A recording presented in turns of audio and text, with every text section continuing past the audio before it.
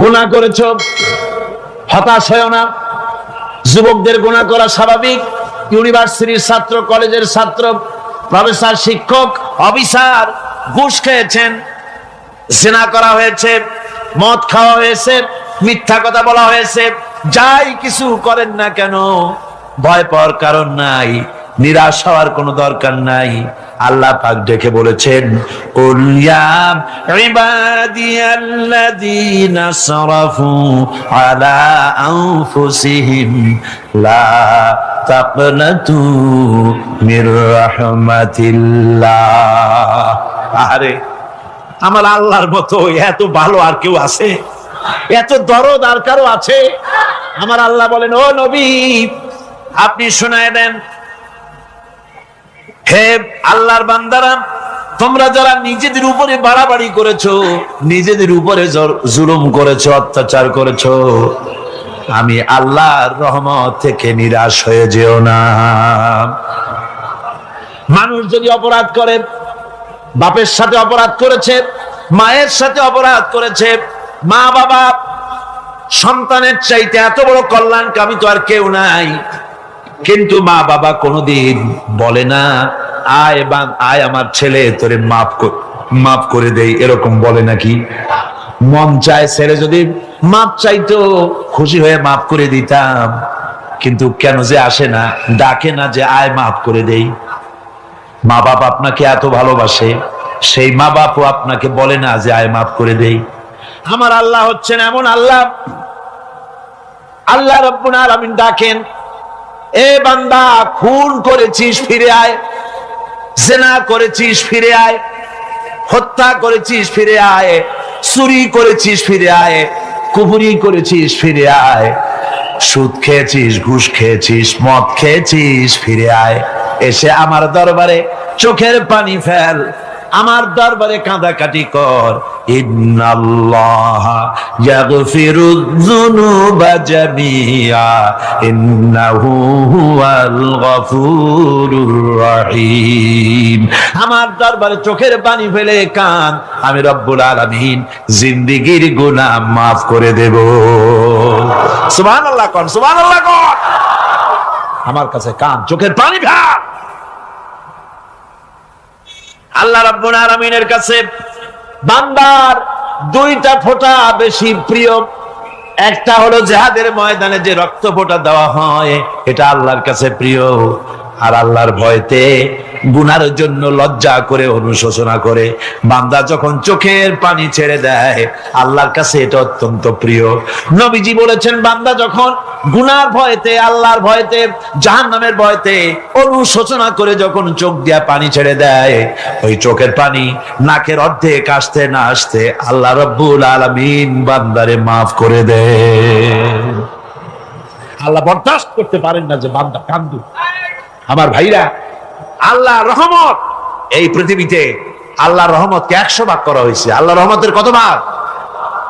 এই 100 ভাগের 1 ভাগ সারা পৃথিবীতে ছড়াই দেওয়া হয়েছে। আর 99 ভাগ কার কাছে?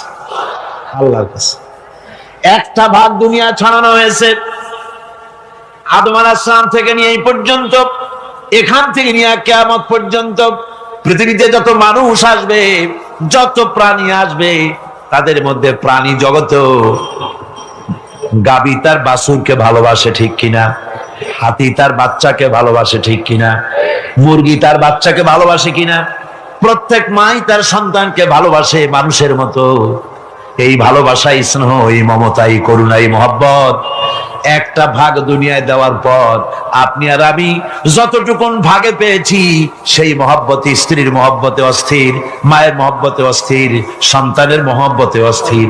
এখন চিন্তা করেন, একটা ভাগ সারা পৃথিবীতে বিতরণ করার পর যেটুক পেয়েছি, তাতে যদি এত মহব্বত হয়, তাহলে এর 99 ভাগ মহব্বত যে আল্লাহর কাছে জমা আছে, এই বান্দার জন্য তার কত মহব্বত, এই বান্দার জন্য কত করুণা, কত মহব্বত, কত দয়া। এজন্য আল্লাহ রাব্বুল আলামিন বলেছেন, নাব্বি ইবাদি আন্নী আনাল গফুরুর রহিম। ও আমার নবী, সুসংবাদ দিয়ে দাও, বান্দাদেরকে শোনায় দাও যে আমি আল্লাহ তাআলা ক্ষমাশীল আর দয়াবান। হুজুর কাঁদতেছিলেন, হযরত ওমর রাদিয়াল্লাহু তাআলা আনহু এসে দেখেন হুজুর একা কাঁদতেছে। হুজুর জিজ্ঞেস করছেন, হযরত ওমর জিজ্ঞেস করলেন, হুজুর আপনি কাঁদেন কেন একা একা? হযরত ওমর বলেন, আমি যখন প্রশ্ন করলাম নবীজি বললেন, আমার কাছে কিছু আগে জিবরাইল এসেছিলেন। জিবরাইল এসে আমাকে বললেন, আল্লাহ পাক বলেছেন, হে আমার নবী, ইসলামের ভিতরে থেকে যে সমস্ত মানুষগুলো ইসলামের ভিতরে থেকে চুল আর দাড়ি পাকায় দিছে, কিয়ামতের দিন এই লোকগুলারে আমি শাস্তি দিতে আমার শরম হবে। হযরত ওমর বলেন, হুজুর উম্মতের জন্য কত বড় খুশ খবর এটা, আর আপনি কাঁদতেছেন। হুজুর বলেন, ওমর তুমি জানো না আমার কান্নার কারণ ভিন্ন। আমার কান্নার কারণ হলো যে আল্লাহ রাব্বুল আলামিন কিয়ামতের দিন দাড়ি চুল পাকা বান্দারে শাস্তি দিতে শরম করবেন। সেই দাড়ি চুল পাকা বান্দাগুলি আল্লাহর সাথে নাফরমানি করতে শরম করে না। আমি এই লজ্জায় কাঁদতেছি। ভাইরা, হুজুর আল্লাহ পাক বলেন, ও আমার নবী, রাতের আধারে যখন একটা বুড়া আমার দরবারে হাত উঁচু করে, একটা বুড়া মানুষ রাতের আধারে যখন আমার দরবারে হাত উঁচু করে আর যখন বলতে থাকে, রব্বুল আলামিন আমার পেছনের জীবনটা বড় খারাপ করেছি, এমন কোন কাজ জীবনে করি নাই যা তোমার কাছে কিছু দাবি করতে পারি, সব রকমের নাফরমানি করেছি, আজ আমি বুড়া হয়ে গেছি, কামাই করতে পারি না, ছেলে আমাকে চোখে দেখতে পারে না, পুত্রবধূ আমাকে ঘরে জায়গা দেয় না, আমার স্ত্রী আমাকে দেখতে পারে না, রোজগার করতে পারি না, হাঁটতে পারি না, চলতে পারি না, সবার কাছে আমি তিতা হয়ে গেছি, আমি দাঁড়াতে পারি না, কোমরে ব্যথা পাই, হাঁটুতে ব্যথা পাই, চলতে পারি না, কানে শুনতে পাই না, চোখে দেখতে পারি না, আর তোমার কাছে কিছু চাইয়া নেব এমন ভালো কাজও করি নাই। এইভাবে যখন বান্দা কাঁদতে থাকে আমার দরবারে, ও আমার হাবিব আমার রহমতের দরিয়ায় জোশ মেরে যায়, আমার শরম হয় এই বুড়াটারে কেমনে খালি হাতে ফিরাইয়া দেই। সুবহানাল্লাহ, সুবহানাল্লাহ। আমার আল্লাহর এত দয়া, আমার আল্লাহর এত মায়া, এত মহব্বত। আমার আল্লাহ রাব্বুল আলামিন বলেন, ওয়াইযা সালাকা ইবাদি আন্নী ফাইন্নী করিব। আমার হাবিব, আমার বান্দা আমার ব্যাপারে প্রশ্ন করে, আমি বান্দার একদম নিকটে। কোরআন শরীফের ভিতরে যত জায়গায় রাসূলকে বলা হয়েছে সুয়ালের কথা, আপনাকে প্রশ্ন করা হয়, আল্লাহ তার জবাব কুল এই কথা বলে জবাব দিয়েছেন। যত জায়গায় সুয়াল এসেছে, যেমন কোরআনে কারীমের মধ্যে আল্লাহ পাক বলেন, ওয়ায়াসআলুনাকা আনিল মাহিদ, মেয়েদের হায়েজ সম্পর্কে জিজ্ঞাসা করা হয়, কুল হিয়া আযা, হে নবী আপনি বলুন। এভাবে করে কুল দিয়ে জবাব দেওয়া হচ্ছে। আবার প্রশ্ন করা হচ্ছে, ওয়ায়াসআলুনাকা আনিল আনফাল, এই গনিমতের মাল সম্পর্কে হুজুর আপনাকে, হে নবী আপনাকে প্রশ্ন করা হয়। আল্লাহ কুল দিয়া জবাব দিলেন। আল্লাহ বলেন আপনি বলেন। ওয়ায়াসআলুনাকা আনিল খামরি ওয়াল মাইসির, আল্লাহ পাক বলেন নবী আপনারে প্রশ্ন করা হয়, কুল ফীহিমা ইসমুন কাবীর, আল্লাহ কুল দিয়া বললেন তুমি বলো। আবার বলা হলো, ওয়ায়াসআলুনাকা আনিল আহিল্লা কুল হিয়া মাওয়াকিতু লিন্নাস, ও নবী আপনাকে প্রশ্ন করা হয় চাঁদের ক্রমবর্ধমান এবং ক্রমহ্রাস, এই যে বাড়ে আর কমে, পূর্ণিমা হয় অমাবস্যা হয়, কেন হয় আপনি বলুন। কুল, আপনি বলেন এটা আমি অক্ত এবং সময়, বছর আর দিন গণনা করার জন্য পৃথিবীবাসীদের জন্য বিনা পয়সায় একটা ক্যালেন্ডার বানাইয়া আকাশে ঝুলাই রেখেছি। এভাবে যত জায়গায় এসেছে আপনাকে প্রশ্ন করা হয়, তত জায়গায় আল্লাহ জবাব দিয়েছেন কুল আপনি বলেন। গোটা কোরআন শরীফের ভিতরে এই একটি মাত্র জায়গা যেখানে বলা হয়েছে আপনাকে প্রশ্ন করা হয়। আল্লাহ এখানে বলতে পারতেন কুল, আপনি বলেন আল্লাহ তোমাদের নিকটবর্তী, এভাবে জবাব হয় নাই। এটা কায়দাটা হলো এই, আল্লাহ বলতেছেন ওয়াইজা সালাকা ইবাদি, ও আমার নবী প্রশ্ন তো আমার বান্দারা আমার ব্যাপারে করেছে, এবার আপনার জবাবের কোনো দরকার নাই, প্রশ্ন আমার ব্যাপারে আমি নিজে জবাব দিয়ে দেই। ফা ইন্নী কারীব, ও বান্দা আমার ব্যাপারে প্রশ্ন করেছিস, জবাব আমি দেই, আমি তোর সবচাইতে বেশি নিকটে। সুবহানাল্লাহ, কত নিকটে? ওয়ানাহানু আকরাবু ইলাইহি মিন হাবলিল ওয়ারিদ, তোর যে রগ এই শাহরগের চাইতেও আমি তোর বেশি কাছে। সুবহানাল্লাহ, আমারে ডাক, আমারে ডাক, কলিজা দিয়া ডাক, অন্তর দিয়ে ডাক। মনের থেকে মানুষ যদি ডাকে, মুখের ডাক আর মনের ডাক এক জিনিস নয়। দিল সে জুবাত নিকলতি হ্যায়, असर रखती है पर नहीं मगर ताकते परवाज रखती है। দিল থেকে যে কথা বেরোয় তা প্রভাব বিস্তার করে, ডানা নাই কিন্তু ওড়ার ক্ষমতা রাখে। মনের কথাই ভিন্ন, মন থেকে, দিল থেকে, কলিজা থেকে, অন্তরের গভীর কন্দর থেকে মুহাব্বতের সাথে কেউ যদি একবার বলে আল্লাহ, বলেন আল্লাহ, আল্লাহ, আল্লাহ, আল্লাহ রাব্বুল আলামিন বলেন অন্তরের অন্তঃস্থল থেকে একটি বার যদি বান্দা বলেন আল্লাহ, আল্লাহ বলেন 70 বার সাড়া দিয়া জিজ্ঞেস করি বান্দা কি চাও, আমি তোমার কাছে আছি। সুবহানাল্লাহ, আমি তোর একদম কাছে, কি চাস বল, বল আমার কাছে। এমন দয়াবান, এমন মেহেরবান, এমন আল্লাহ আমাদের। সে আল্লাহ রাব্বুল আলামিন তিনি বলছেন وقال ربكم ادعوني استجب لكم, তোমাদের রব বলেছেন আমারে ডাকো, আমি আল্লাহ ডাকের সাড়া দিয়া দেব। সুবহানাল্লাহ, কারে ডাকতে হবে, কারে ডাকতে হবে? এই বিশাল জনসমুদ্র একদিকে চিল্লা এখন কারে ডাকতে হবে? কোন পীর সাহেবকে নয়, আল্লাহর কসম কোন খাজা বাবাকে নয়, ডাকতে হবে কারে? চিল্লা এখন কারে? ওয়াকালা রাব্বুকুম উদউনি, তোমার রব তোমাকে বলতেছে আমারে ডাকো, আস্তাজিব লাকুম, আমারে ডাকবে আমি সাড়া দিয়ে দেব। সুবহানাল্লাহ, আল্লাহকে ডাকেন। কি চাই আপনার বলেন, কি চাই? আল্লাহর কাছে চান, আল্লাহ দিয়ে দিবে। যাওয়ার জায়গা আল্লাহর কাছে চাইবেন, আল্লাহ দিবেন। দেওয়ার জায়গা, চাওয়ার জায়গা হলো সেজদায় পড়ে যাবেন। আমার ভাইয়েরা জায়গাটা চিনায় দিলাম।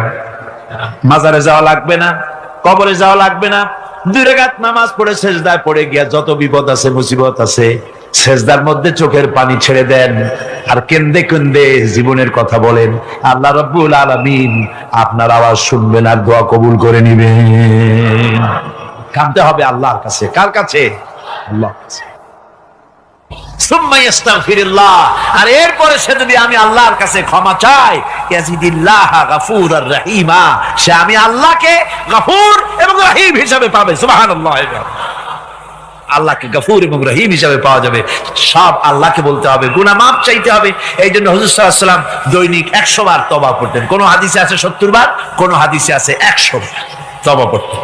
নামাজের পরে তো প্রত্যেক নামাজই পড়তেন হুজুর, সালাম ফিরাতেন আর সাথে সাথে বলতেন আল্লাহু আকবার, আস্তাগফিরুল্লাহ, আস্তাগফিরুল্লাহ, আস্তাগফিরুল্লাহ।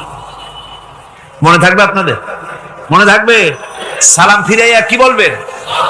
না, সালাম ফিরাবার সাথে সাথে বলবেন আল্লাহু আকবার, তারপরে পড়বেন আস্তাগফিরুল্লাহ, আস্তাগফিরুল্লাহ, আস্তাগফিরুল্লাহ। তওবা করবেন, আল্লাহর কাছে সবসময় গুনাহ মাফ চাইতে থাকবেন, বিনীত থাকবেন। আল্লাহকে পাওয়া যাবে, তাকে রহিম হিসেবে পাওয়া যাবে। সুতরাং ঈমান বিল্লাহ, আল্লাহর প্রতি ঈমান আনলে পরে চতুর্থ নম্বরের যে উপকারটা হবে সেটা হলো হতাশায় ভুগবে না, নিরাশায় ভুগবে না, আশায় বুক বেঁধে উঠবে, ঈমান মজবুত হবে, আল্লাহর কাছে মানুষ বিনয়ী হয়ে যাবে। এবার পঞ্চম নম্বরের উপকার আমি বলছিলাম, ঈমান বিল্লাহ, আল্লাহর প্রতি ঈমান আনলে পরে অসংখ্য উপকার হয়, অসংখ্য বৈশিষ্ট্য আছে। এর 6টা উপকারের কথা আমি বলবো। কয়টা? অসংখ্য উপকারের ভিতরে প্রধান 6টি উপকারের কথা বলবো। এর বললাম কয়টা? 4টে বলছি। এবার বলো পঞ্চম উপকারের কথা। আল্লাহর প্রতি আপনি পূর্ব পশ্চিমে কতবার মুখ ঘোরালেন, এটাই কিন্তু আপনার আসল সৎ কাজ নয়। আসল সৎ কাজ হলো আল্লাহর প্রতি ঈমান আনা। এই ঈমানের ব্যাপারে 3টা দিন আমরা পার করে দিলাম, এখনো কথা শেষ হয় নাই। আল্লাহর প্রতি ঈমান আনলে পরে যে উপকারটা হবে পঞ্চম নম্বরে, সেটা হলো কঠোর এবং কঠিন বিপদের ভিতরে বান্দার ভিতরে অবিচলতা এবং ধৈর্যের সৃষ্টি হয়ে যাবে। আলহামদুলিল্লাহ। কঠিন বিপদ মুসিবত আসলে পরে সে অবিচল থাকবে। সারা দুনিয়ার বিপদ আপদ, শত্রুতা, দুঃখ, কষ্ট, মুসিবত, জুলুম, নির্যাতন সবকিছু পাহাড়ের মতো উঁচু হয়ে তাকে ঘিরে ফেলবে, কিন্তু তাকে এক চুলও নাড়াতে পারবে না। আলহামদুলিল্লাহ। সারা পৃথিবী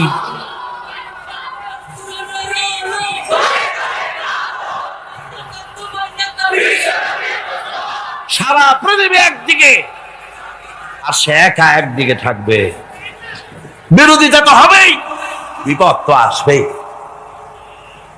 কবি বলতেছেন, সাথে জাকা রহা হ্যায় अज़ल से ता इमरोज, सतेजा का रहा है अज़ल से ता इमरोज, चरागे मुस्तफावी से शरारे बुलहबीस। সে আবহমান কাল থেকে শুরু করে মুস্তাফা সাল্লাল্লাহু আলাইহি ওয়াসাল্লামের দীপ শিখার সাথে আবু জাহেল, আবু লাহাবের অগ্নিস্ফুলিঙ্গের টক্কর লেগেই আছে। রাসূলুল্লাহ আল্লাহর দেওয়া এই বিধান, এই দ্বীনের বাতিটা টিম টিম করে জ্বলেছে। আর গোরকি, টর্নেডো, হাজার হাজার মাইল বেগে হেরিকেন এসেছে, গোরকি এসেছে, টর্নেডো এসেছে, টাইফুন এসেছে, কিন্তু এই আলো নিভাইতে পারে নাই। সুবহানাল্লাহ। এই আলো নিভাতে পারে নাই। এই শত্রুতা চিরকালের, নিভাতে পারবে না। কারণ হচ্ছে আল্লাহ রাব্বুল আলামিন বলেছেন, ইউরিদুনা লিইউতফিউ নূরাল্লাহি বিআফওয়াহিহিম ওয়াল্লাহু মুতিম্মু নূরিহি ওয়ালাউ কারিহাল কাফিরুন। ওরা চায় মুখের ফু দিয়ে আমার আলোকে নিভিয়ে দেবে, কিন্তু আমি আমার আলোকে পূর্ণতা দান করব, তাতে কাফের বেঈমানদের কলজায় যত জ্বালা যন্ত্রণা হোক আমার দ্বীন কেউ মিটাই দিতে পারবে না। কোন সুবহানাল্লাহ। সুতরাং বিপদে অবিচলতা আসবে, সে অটল হবে, মজবুত হবে। কোরআনে কারীম বলতেছে, ওয়া কাযালিকা জাআলনা লিকুল্লি নাবিয়্যিন আদুওয়াম মিনাল মুজরিমিন। এই পৃথিবীতে এমনি করে আমি সকল নবীদের শত্রু বানিয়েছি, সব পাপিষ্ঠ অপরাধীদেরকে। নবীদের সাথে বিরোধিতা করেছে কারা? পাপিষ্ঠরা, অপরাধীরা। আজও খুঁজে দেখেন, আজও ইসলামী আন্দোলনের বিরোধিতা যারা করে সবগুলি কি পাপিষ্ঠ? সত্য কি না কর? ইসলামী আন্দোলনের বিরোধিতা যারা করে হিসাব করে, চোখ দিয়ে তাকায় দেখেন, খুঁজে দেখেন তাদের নামগুলি। মদখোর, জিনাকার, বদমাশ, চোর, হাইজাকার, বেনামাজি, লুটেরা, মিথ্যাবাদী, সবচাইতে সমাজের নিকৃষ্ট লোকগুলি ইসলামের বিরুদ্ধে।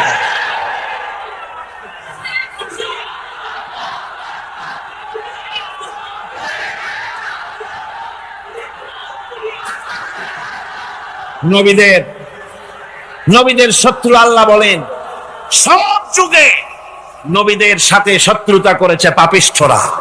আল্লাহর কথা। কার কথা? সকল যুগে নবীদের সাথে শত্রুতা করেছে পাপিষ্ঠরা, নিকৃষ্ট ধরনের অপরাধীরা। সুতরাং নবী রাসূলদের অবস্থা যখন এই, তখন দ্বীনের দাওয়াত যারাই দেবে তাদের কিসমত এরকম হবেই। এই বাধার মোকাবেলা তাদেরও করতে হবে। এই যে বাধাটা আসে, এই যে মারে, অপরাধ অপরাধ কি? এই যে তারা চোর বা ডাকাত যাদের মারা হয়, আল্লাহ রাব্বুল আলামিন বলেন অপরাধ হলো ওয়ামা নাকামু মিনহুম ইল্লা আইয়ুমিনু বিল্লাহিল আজিজিল হামিদ। অপরাধ হচ্ছে ঈমানদার লোকদের উপরে নির্যাতন চালিয়েছে, অন্য কোনো কারণে নয়, কারণ একটাই, তারা আল্লাহর জমিনে আল্লাহর দ্বীন প্রতিষ্ঠা করতে চেয়েছে, আর কোনো অপরাধ না। জমিন আল্লাহর, জমিন কার? এই বিশাল জনসমুদ্র গর্জে উঠুন একযোগে, বলুন জমিন কার? আইন চলবে কার?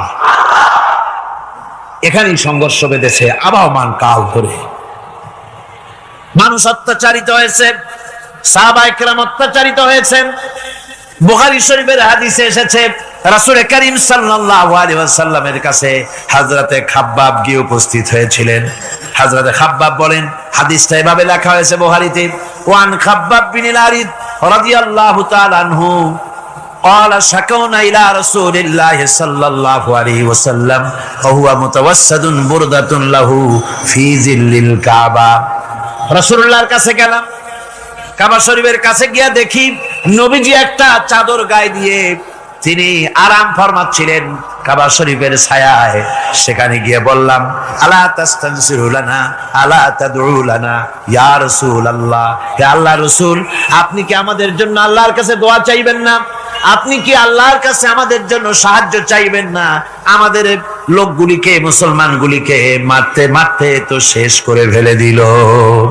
তারা আমাদের সুমাইয়াকে মারলো, আমাদের খাব্বাবকে উটের সাথে পায়ের দড়ি লাগায় টানলো, আমাদের খোবায়েবকে তারা আগুনের উপরে চিৎ করে শোয়ায় রাখলো, না খায় রাখতেছে, মারতেছে, কষ্টে তো শেষ হয়ে গেলাম।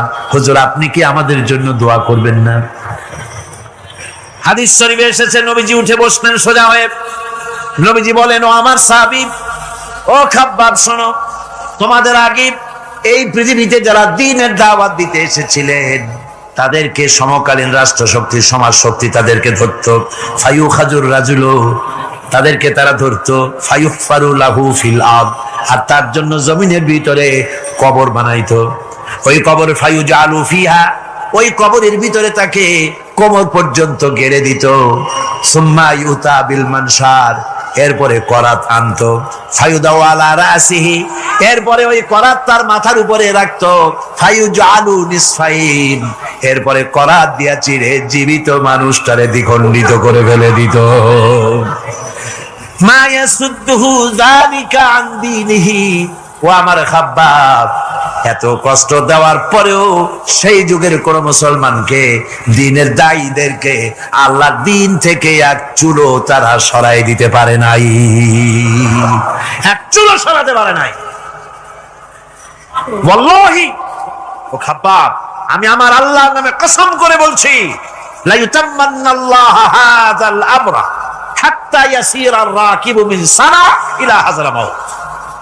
আমি কসম করে বলি, আল্লাহ রাব্বুল আলামিনের এই সানা থেকে হাজারামাত পর্যন্ত লোকেরা যাতায়াত করবে, সুন্দরী রমণীরা গমন করবে, সদাগরেরা যাতায়াত করবে, টাকা নিয়া পয়সা নিয়া যাতায়াত করবে।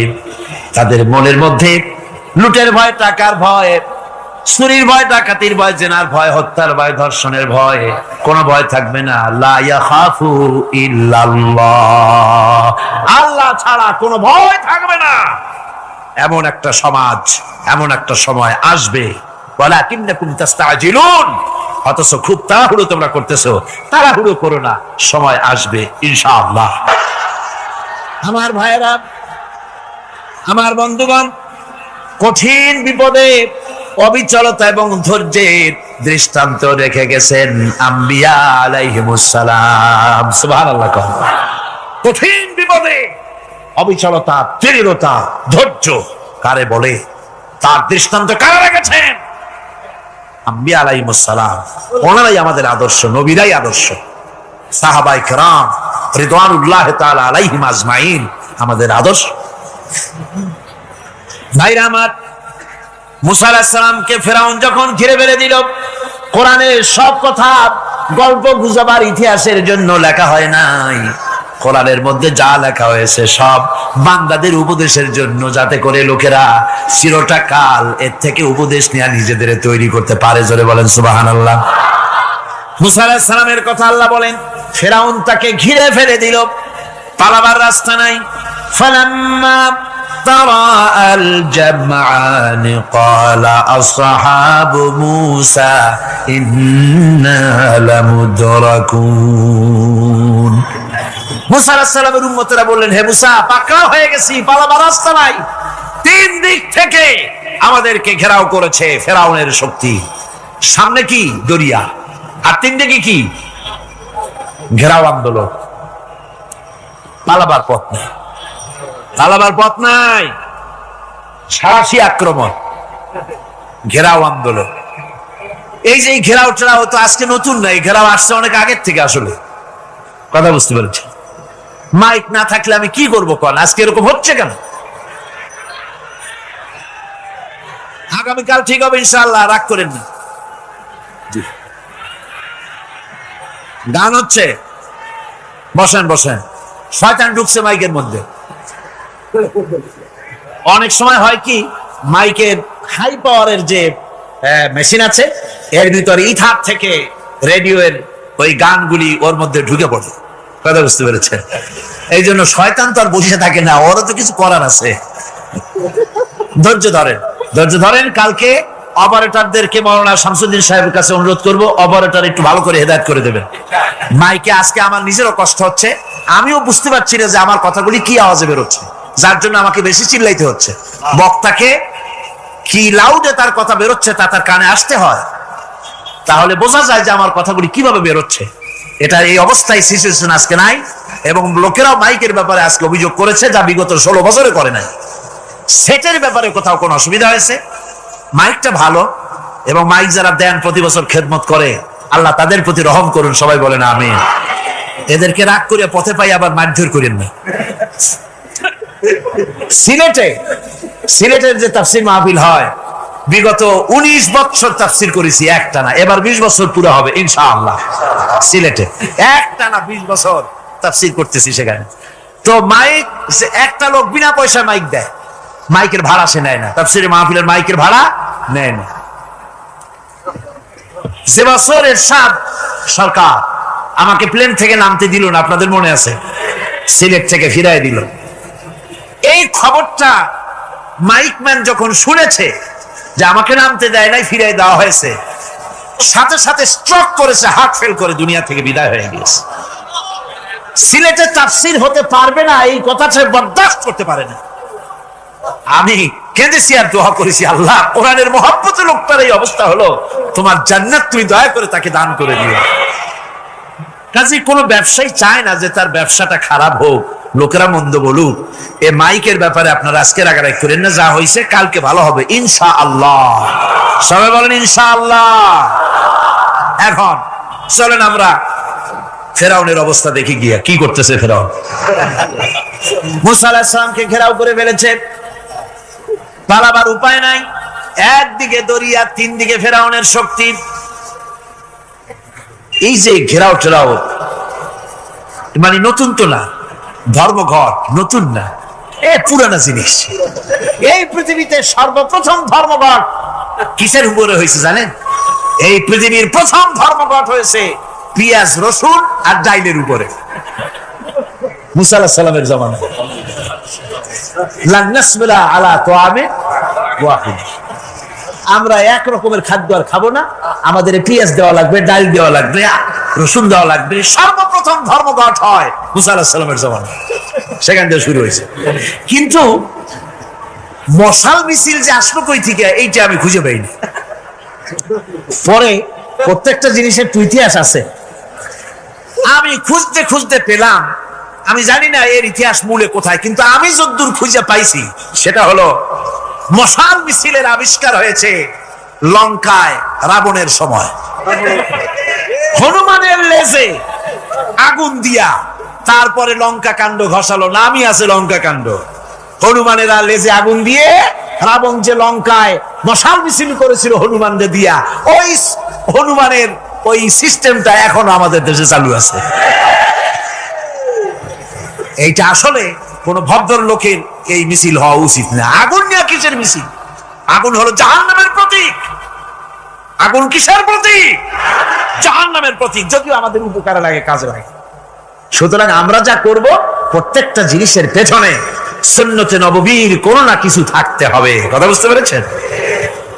তিন দিক থেকে ঘেরাও হয়ে গেছে, পালাবার কোন রাস্তা। হযরতে মুসা আলাইহিস সালামের কাছে উম্মতেরা বললেন, পালাবার তো কোনো পথ নাই, এখন উপায়টা কি?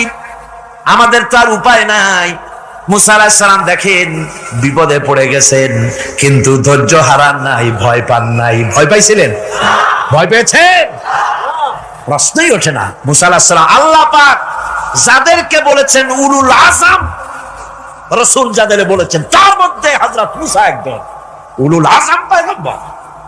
চারটিখানি কথা না, আল্লাহ কথা বলছেন তার সাথে, কালিমুল্লাহ তিনি। সুবহানাল্লাহ। মুসা আলাইহিস সালাম শোনালেন, কাল্লা ইন্না মাইয়া রাব্বি সায়াহদিন। কখনো নয়, আমার উম্মতেরা ভয় পেও না, আমার রব অবশ্যই আমাকে পথ দেখাবে। সুবহানাল্লাহ। তিন দিক থেকে শত্রু, একদিকে দরিয়া, পালাবার কোন রাস্তা নাই। সেখানে দৃঢ়তার সাথে তিনি বলছেন, অবশ্যই আমার আল্লাহ আমারে পথ দেখাবে। সুবহানাল্লাহ। নবীরা এই দৃঢ়তা দেখিয়েছেন, অবিচলতা দেখাইছেন। আল্লাহ পাক মুসা আলাইহিস সালাম যখন এই দৃঢ়তা দেখালেন, এই অবিচলতা দেখালেন, সঙ্গে সঙ্গে জিবরাইল এসে হাজির হয়ে গেলেন। আল্লাহ পাক বলেন, ফাআওহাইনা ইলা মূসা আন আদরিব বিআসাকাল বাহরা ফানফালাকা ফাকানা কুল্লু ফিরকিন কাত্তাউদিল আযীম। মূসা আলাইহিস সালামকে আমি ওহী নাযিল করলাম, তাকে বললাম হাতে যে লাঠি আছে, এই লাঠি দিয়ে আঘাত করো দরিয়ার উপরে। দরিয়ার উপরে আঘাত করলেন, একটা রাস্তা হয় নাই, 12টা রাস্তা তৈরি হয়ে গেল। আর দেওয়ালগুলা পাহাড়ের মতো উঁচা হয়ে গেল। দরিয়ার ভিতরে পাহাড়ের মতো উঁচা, মজবুত 12টা রাস্তা। এবার মুসা আলাইহিস সালাম তার দলবল নিয়ে চললেন। আল্লাহ রাব্বুল আলামিন বলেন, ওয়া আনজাইনা মূসা ওয়া মান মাআহু আজমাইন। মুসা এবং তার সাথী সঙ্গীদেরকে আমি পার করে দিলাম। মুসা আলাইহিস সালাম এবং তার সাথী সঙ্গী নিয়ে যখন দরিয়ার মাঝখানে আসছে, ফেরাউন তার দলবল নিয়ে এসে গেছে। আসে দেখে নদীর মধ্যে রাস্তা। বাবা, খুব তো কায়দা। ও মনে করছে ওর বাজানের তৈরি করা ডিস্ট্রিক্ট বোর্ডের রাস্তা। ওর লোকজন নিয়ে নেমে গেছে দরিয়ার ভিতরে। ও আসছে মাঝখানে, মুসা আলাইহিস সালাম চলে গেছেন ওপার, দরিয়া পার। মাঝখানে যখন এসে গেল, আল্লাহ রাব্বুল আলামিন পানিকে অর্ডার করলেন কুন। আল্লাহ তো বটন টেপা লাগে না, মুখ দিয়া কোনো হুকুম করা লাগে না, শুধু বলেন কুন। যে ব্যাপারে কুন বলেন ফায়াকুন, সাথে সাথে হয়ে যায়। আল্লাহ বললেন কুন, আর অমনি রাস্তা বন্ধ হয়ে গেল। এবার তুফান শুরু হয়েছে নদীতে, ঢেউয়ের উপরে ঢেউ, মৌজুন কাল জিবাল, পাহাড়ের মতো উঁচু হয়ে হয়ে ঢেউ আসতেছে। দলবল ঘোড়া আর অস্ত্রপাতি যা ছিল সব মরিয়া শেষ। এবার ফেরাউন একা উপরে ওঠে আর নিচে নামে, পানি খেতে খেতে পেটের কাম সারা। জনমের খাওয়া খাইছে পানি, এখন জান যায়। বাঁচবার আর উপায় না, বাঁচবার আর উপায় নাই। ফেরাউন তার নিজের জীবন সম্পর্কে হতাশ হয়ে গেল। এবার ফেরাউন বলতেছে, আমানতু আন্নাহু লা ইলাহা ইল্লাল্লাযী আমানাত বিহি বানু ইসরাঈল। আমি ঈমান আনলাম, আমি ঈমান আনলাম আল্লাহ ছাড়া কোন ইলাহা নাই। ওই আল্লাহর উপর ঈমান আনলাম যে আল্লাহর উপর ঈমান এনেছে বনি ইসরাঈলেরা। আল্লাহ যাতে ঠিক পায় যে কোন আল্লাহর উপর ঈমান আনছে। বনি ইসরাঈলের আল্লাহর উপর ঈমান আনলাম। আল্লাহ এই তো মুসলমান হয়ে গেছি, এরপরও আমার সুবাও কেন? আল্লাহ রাব্বুল আলামিন জবাবে বলেন আল আন, এখন ওয়াকাদ আসাইতা ক্বাবলু ওয়া কুনতা মিনাল মুফসিদিন, এখনই ইমান আনার কথা বলছো, অথচ যুগের পর যুগ, বছরের পর বছর ধরে আমার মানুষের উপরে মন গড়া আইন চালায়েছো, আমার পয়গম্বরের সাথে বেয়াদবি করেছো, আজ তোমাকে আমি ছাড়ছি না, তোমাকে আজকে ছেড়ে দেব না, আমি তোমাকে মারব। আর সমস্ত প্রাণীগুলিকে, স্থলচর প্রাণীগুলিকে আল্লাহ পাক অর্ডার দিয়া দিলেন, এই ফেরাউনের লাশকে ডুবাবি না, পচাবি না, খাবি না। আলিয়াউমা নুনাজ্জিকা বিবাদানিক, আমি তোমার শরীরে বাঁচায় দেব, পোকে খাবে না, পানিতে পচবে না, মাছে খাবে না, কুমিরে খাবে না, দুনিয়ার কোনো পশুতে খাবে না। আমি তোরে শুটকি বানাইয়া রাখবো, যাতে করে দুনিয়ার সমস্ত ফেরাউন যত যুগে যুগে আসে তোরে দেখে যেন হেদায়েত নিতে পারে। ফেরাউনকে আল্লাহ শুটকি বানায় রাখছে। আমি ফেরাউনদের লাশ দেখেছি ব্রিটিশ মিউজিয়ামে। ফেরাউন তো একটা না, অনেকগুলা, আসলদারে অবশ্য দেখিনি। ব্রিটিশ মিউজিয়ামে ওই ফেরাউন গুলার লাশ যখন অসুবিধা হয়, মমিগুলি, তখন ইংল্যান্ডে নিয়ে যায় চিকিৎসা করাবার জন্য।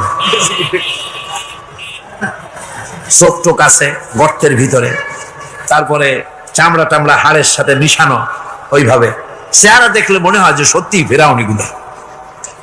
আর ব্রিটিশের কাম মিশর থেকে নাম সে এমন কোন জিনিস নাই। আমি সেখানে এক বক্তৃতা বলছিলাম, আপনারা এদের এখন সভ্য, এদের এখন ভদ্র, এরা হলো ইন্টারন্যাশনাল চোর, ওরা সারা দুনিয়া চুরি করেছে।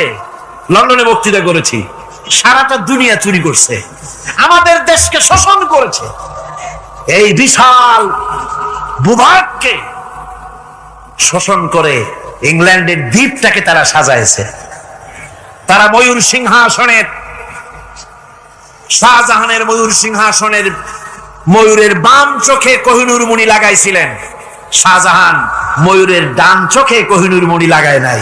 কোহিনূর মণির অনেক দাম, আমি দেখে এসেছি মণি, এখন সেটা কুইন এলিজাবেথের মুকুটের শোভা পাচ্ছে। সেই মণি এমনি বলে প্রবাদে 7 রাজার ধন 1 মাণিক্য, বলেন এরকম অনেক দাম। শাহজাহান দেখালেন, আমি মুসলমান, আমার কাছে এটার দাম নাই, এই জন্য ময়ূরের ডান চোখে লাগালাম না, বাম চোখে লাগাই দিলাম। এইটারে চুরি করছে। তারপরে মিশর থেকে, মিশরের মমি চুরি করেছে, জুতা চুরি করছে, ছাতি চুরি করছে, পিসা চুরি করেছে। আমি বললাম এগুলা কি ভদ্রলোক নাকি? এরা জুতা চোর, পিসা চোর, লাঠি চোর, সব চুরি করছে। যাই দেখেন ব্রিটিশ মিউজিয়ামের মধ্যে সব দুনিয়ার চুরি করা জিনিস নিয়ে তারা মানুষকে দেখাইয়া পয়সা অর্জন করছে। টিপু সুলতানের তরবারিটা পর্যন্ত চুরি করেছে। আজ পর্যন্ত ব্রিটিশ মিউজিয়ামে টিপু সুলতানের তরবারিটা আছে, আমি তরবারিটা দেখে এসেছি। আমার বন্ধুগণ, বলতেছিলাম যে পৃথিবীতে আল্লাহ রাব্বুল আলামিন নবীরা তাদের চরিত্র দিয়ে বিপদের মোকাবেলা করে, দুনিয়ার সামনে কঠিন বিপদের মোকাবেলা করে অবিচলতা, দৃঢ়তা দেখায় গেছেন যে কেমন করে এই পৃথিবীতে বিপদের সামনে মোকাবেলা করতে হয়। ধৈর্য ধরতে হবে, বিপদ আসবে পাহাড় সমান হয়ে, আপনাকে ধৈর্য ধারণ করতে হবে সেভাবে বুক বেঁধে। যেহেতু এটা যদি বিশ্বাস হয় যে আমার কিসমতে যা আছে তার থেকে বেশি কিছু হবে না, তাহলেই আপনার ধৈর্য আসবে, ভয় পাবেন না। কথা ঠিক কিনা কন? এবারে হযরত হুদ আলাইহিস সালাম সম্পর্কে আল্লাহ রাব্বুল আলামিন বলেন, হযরতে হুদকে যখন ষড়যন্ত্র হলো, কাফির বেঈমানেরা তাকে মেরে ফেলার জন্য যখন সরকারি ষড়যন্ত্রে লিপ্ত হয়ে গেল, হযরতে হুদ সমাজের এই চ্যালেঞ্জের মোকাবেলা করলেন। হযরত হুদ বলেন, ফাকিদুনি জামিআন সুম্মা লা তুনজিরুন ইন্নী তাওয়াক্কালতু আলাল্লাহি রাব্বি ওয়া রাব্বিকুম। আমি, তোমরা তোমাদের ষড়যন্ত্র আমার বিরুদ্ধে যত পারো আমার বিরুদ্ধে ষড়যন্ত্র চালাও, এতটুকু আমার অবকাশ দিও না। আমি এমন আল্লাহর উপরে ভরসা করেছি যার হাতের ভিতরে তোমাদেরও জান আর আমারও জান। যা পারো তাই করো। সরকার সমস্ত শক্তি একত্রিত হয়ে আমার মোকাবেলা করো। একদিকে হুদ আলাইহিস সালাম, আর একদিকে গোটা জাতি। হযরত হুদ ভয় পায় নাই। সুবহানাল্লাহ খান। ঈমান বিল্লাহ মানুষের কলিজাকে এভাবে শক্ত করে দেয়। কোন আলহামদুলিল্লাহ। এবারে এই বিপদের, কঠিন বিপদের মোকাবেলা করে আমার রাসূল যে প্রমাণ দিয়া গেলেন, আমার রাসূল যে কঠিন বিপদের মোকাবেলা করলেন, ভাইরা আমার, হিজরতের রাতে সওর পাহাড়ের ভিতরে যখন তিনি আশ্রয় নিলেন, হযরতে আবু বকরের সাথে ছিলেন। হযরতে আবু বকর রাদিয়াল্লাহু তাআলা আনহু বলেন, হুজুর আপনি দাঁড়ান, এটা তো পাহাড়িয়া গুহা, গুহার ভিতরে সাপ থাকতে পারে, বিচ্ছু থাকতে পারে, আমি আগে ঢুকি, বিপদ যদি হয় আমার উপর থেকে হয়ে যাক। গুহার ভিতরে নেমে গুহা সাফ করলেন। এরপরে হুজুরকে ডাকলেন, হুজুর তাশরীফ নিলেন গুহার ভিতরে। এরপরে হুজুর বললেন, আবু বকর, পাহাড়ে হেঁটে হেঁটে 2-3টা পাহাড় পাড়ি দিয়া যাওয়া লাগে সূর পাহাড়ে। মদিনার সোজা রাস্তা হুজুর ধরেন নাই, মেসফালার পথ দিয়া, জাবালে কেদোয়ার উপর দিয়া 3টা পাহাড় পাড়ি দিয়া তারপরে হুজুর গেলেন সূর পাহাড়ে। গুহার ভিতরে হুজুর তাশরীফ নিলেন। বললেন, আবু বকর তুমি বসো, তোমার উরুর উপরে মাথা রেখে আমি একটু আরাম করি। হযরতে আবু বকর বসলেন, হুজুর তার উরুর উপরে মাথা রেখে ঘুমায় গেলেন। আর এরপরে কাফির বেঈমানেরা তালাশ করতে করতে কাফেরেরা এসে গেল পায়ের চিহ্ন দেখে দেখে গর্তের কাছে। হযরত আবু বকর ভয়তে কেঁদে ফেললেন, আরে আর তো উপায় নাই, এবার তো ধরা পড়ে গেছি, এবার নবীজিকে মেরে ফেলে দেবে। নবীর মহব্বতে, নিজের মহব্বতে নয়, নবীর মহব্বতে কাঁদতেছিলেন। হুজুর বলেন, হুজুরের ঘুম ভেঙে গেল। বলো, আবু বকর কাঁদো কেন? ছেলের কথা, মেয়ের কথা, বিবির কথা, বাড়ির কথা মনে পড়লো নাকি? হযরত আবু বকর বলেন, ইয়া রাসূলুল্লাহ, আল্লাহর কসম করে বলি, যেদিন ঈমান এনেছি এই কলিজার ভিতরে মা বাপ, স্ত্রী, পুত্র, পরিজন, এমনকি আমার নিজের জীবনের চাইতে আপনারে বেশি ভালোবাসি। তা কাঁদো কেন? কাঁদো কেন?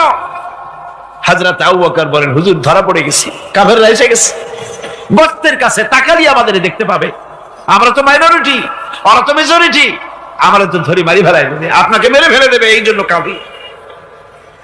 আল্লাহ রাব্বুল আলামিন, হুজুর তখন কি দৃঢ়তা, কি অবিচলতা, কি ধৈর্যের পাহাড় সম মনোবৃত্তি তখন দেখালেন।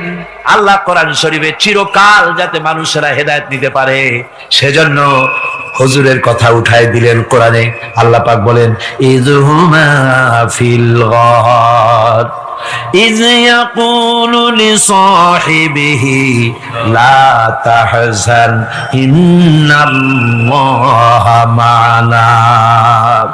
ও বন্ধু, ভয় পেও না, আল্লাহ আমাদের সাথে আছেন। সুবহানাল্লাহ। আল্লাহ আমাদের সাথে আছেন। আমরা মাইনরিটি নই, আমরা মেজরিটি। আল্লাহ আছে আমার সাথে, ভয় পাওয়ার কোনো কারণ নেই। সুবহানাল্লাহ। আল্লাহ পাক বলেন, ফাআনসালাল্লাহু সাকিনাতাহু আলাইহি ওয়া আইয়াদাহু বিজুনুদিন লাম তারাওহা। আমি এদের অন্তরের ভিতরে আমি শান্তি নাজিল করে দিলাম, প্রশান্তি দিয়া দিলাম, আর আমি সাহায্য করলাম, আর এমন সব সৈন্য পাঠায় দিলাম যে সৈন্যগুলি তোমরা দেখতে পাও নাই। সুবহানাল্লাহ ওয়া বিহামদিহি। ভাইরা আমার, রাসূল কারীম সাল্লাল্লাহু আলাইহি সাল্লাম এই বিপদের মাঝে, চরম বিপদের মাঝে অবিচলতা, দৃঢ়তা, কঠিন আত্মনির্ভরতা দেখিয়েছেন। এগুলি হলো ঈমানের 5 নম্বরের উপকারিতা। আল্লাহর প্রতি ঈমান আনলে এভাবে পাহাড় সম ঈমান মজবুত হয়ে যায়। জেলের পরোয়া করি না, ফাঁসির পরোয়া করি না, শহীদ হওয়ার পরোয়া করি না, মেরে ফেলে দেবে, উড়ায় দেবে, হত্যা করবে, পরোয়া করি না। পরোয়া করি কেবলমাত্র কাকে? জেনে বলেন কারে? এইরকম মুসলমান হাজার হাজার লাখ লাখ দরকার নাই, 313 জন যথেষ্ট। কয়জন যথেষ্ট? 313 জন যথেষ্ট। বদরে যারা জান দিয়ে মাল দিয়ে দিনকে প্রতিষ্ঠিত করেছিলেন। এরকম 313 দিনই যথেষ্ট ছিল। এই দৃঢ়তা, এই অবিচলতা, এই ঈমান, এই ধৈর্য শিক্ষা দেয়, এই উপকার করে ঈমান বিল্লাহ। আল্লাহর প্রতি ঈমান আনলে এভাবে পাহাড়ের মতো শক্ত হয়ে যায় কলিজা। কোন আলহামদুলিল্লাহ। আমার বন্ধুগণ, এবার আমি বলবো সর্বশেষ উপকারের কথাটা বলি, মোনাজাত ছেড়ে দেব। কয়টার কথা বলছিলাম? উপকার 6টা উপকারের কথা বলেছি। অনেকগুলি বৈশিষ্ট্য, অনেকগুলি উপকারের মধ্যে আল্লাহর প্রতি ঈমানের 6টা উপকারের কথা 5টা বলা হয়ে গেছে। এবার 6ষ্ঠ নম্বর এবং শেষ নম্বর, এটা হচ্ছে আল্লাহর প্রতি ঈমান আনলে পরে তার দ্বারা সবচাইতে বেশি ফায়দা পায় সমাজ এবং রাষ্ট্র। কোন আলহামদুলিল্লাহ, কোন আলহামদুলিল্লাহ। আল্লাহর প্রতি ঈমানের দ্বারা নৈতিক সংশোধন হয় এবং রাষ্ট্র আর সমাজ সবচাইতে বেশি উপকৃত হয়। কারণ হলো ঈমানদার ব্যক্তি আল্লাহর প্রতি যে ঈমান এনেছে, তার মনের মধ্যে ধারণা এটা হয়, আমার কোনো কাজ তো গোপন থাকে না। ইন্নাল্লাহা লা ইয়াখফা আলাইহি শাইউন ফিল আরদি ওয়ালা ফিস সামা। আল্লাহর কাছে গোপন বলতে কিছু নাই, আকাশেও নাই, জমিনেও নাই, কোনো কিছু গোপন নাই। সুতরাং আমি যা করি সব আল্লাহ দেখেন এবং শোনেন। এমনকি মানুষ যে কল্পনা করে, সে কল্পনাও আল্লাহ টের পায় না, নাকি টের পায় কিনা?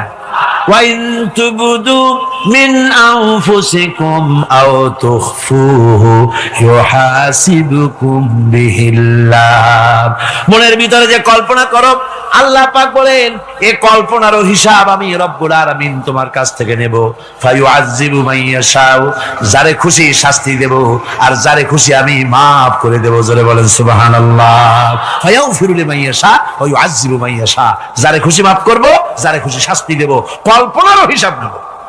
এই কথা মুমিনের যদি জানা থাকে, তাহলে আর তার কোনো চিন্তা থাকে না, তার নৈতিক চরিত্র ভালো হয়ে যায়। কোন সুবহানাল্লাহ। আমার বন্ধুগণ, ঈমানদার লোক, আল্লাহর প্রতি ঈমান আসলে পরে সমাজ উপকৃত হয়, রাষ্ট্র উপকৃত হয়ে যায়। যেহেতু বান্দা জানে আমি দায়িত্বহীন কোনো কথা বলতে পারবো না, দায়িত্বহীন কোনো কাজ করতে পারবো না। আল্লাহ পাক বলেছেন, মা ইয়ালফিযু মিন কাউলিন ইল্লা লাদাইহি রাকীবুন আতীদ। বান্দা এমন কোনো কথা বলে না যে কথা আমার ফেরেশতারা রেকর্ড করে না রাখে। কাজী মুমিন ব্যক্তি আল্লাহর ভয়তে দায়িত্বহীন কথা বলবে না। নির্বাচন আসলে পরে রাস্তা সোনা দিয়ে বান্দায় দেব, এই করব সেই করব, না খাইয়া কেউ মরবেন না। আসে না নির্বাচনের সময় সারাগালি বদনারা মঞ্চে দাঁড়িয়ে কত বড় বক্তৃতা করে, ভাইয়ের আমার, বোনের আমার, এবার আমার বোতল মার্কা বাক্স, আপনারা আমাকে ভোট দিয়ে দেশ এবং জাতির আরেকবার 12:30 বাজাইবার সুযোগ দিন। এবার ক্ষমতায় গেলে কেউ না খাইয়া মরবেন না, কিন্তু কি খাইয়া মরবে তাও বলেন। এর মানে প্রতি অর্থ হচ্ছে এই, ওরা যদি ক্ষমতায় যেতে পারে তাহলে বিষ খাইয়া হোক, গুলি খাইয়া হোক, কিছু না কিছু খেয়ে মরতে হবে। একেবারে খালি পেটে মরলে গ্যাস্ট্রিক হওয়ার সম্ভাবনা আছে। ঈমান বিল্লাহ যদি না থাকে, আল্লাহর ভয় যদি না থাকে, তাহলে দায়িত্বহীন কথা বলে।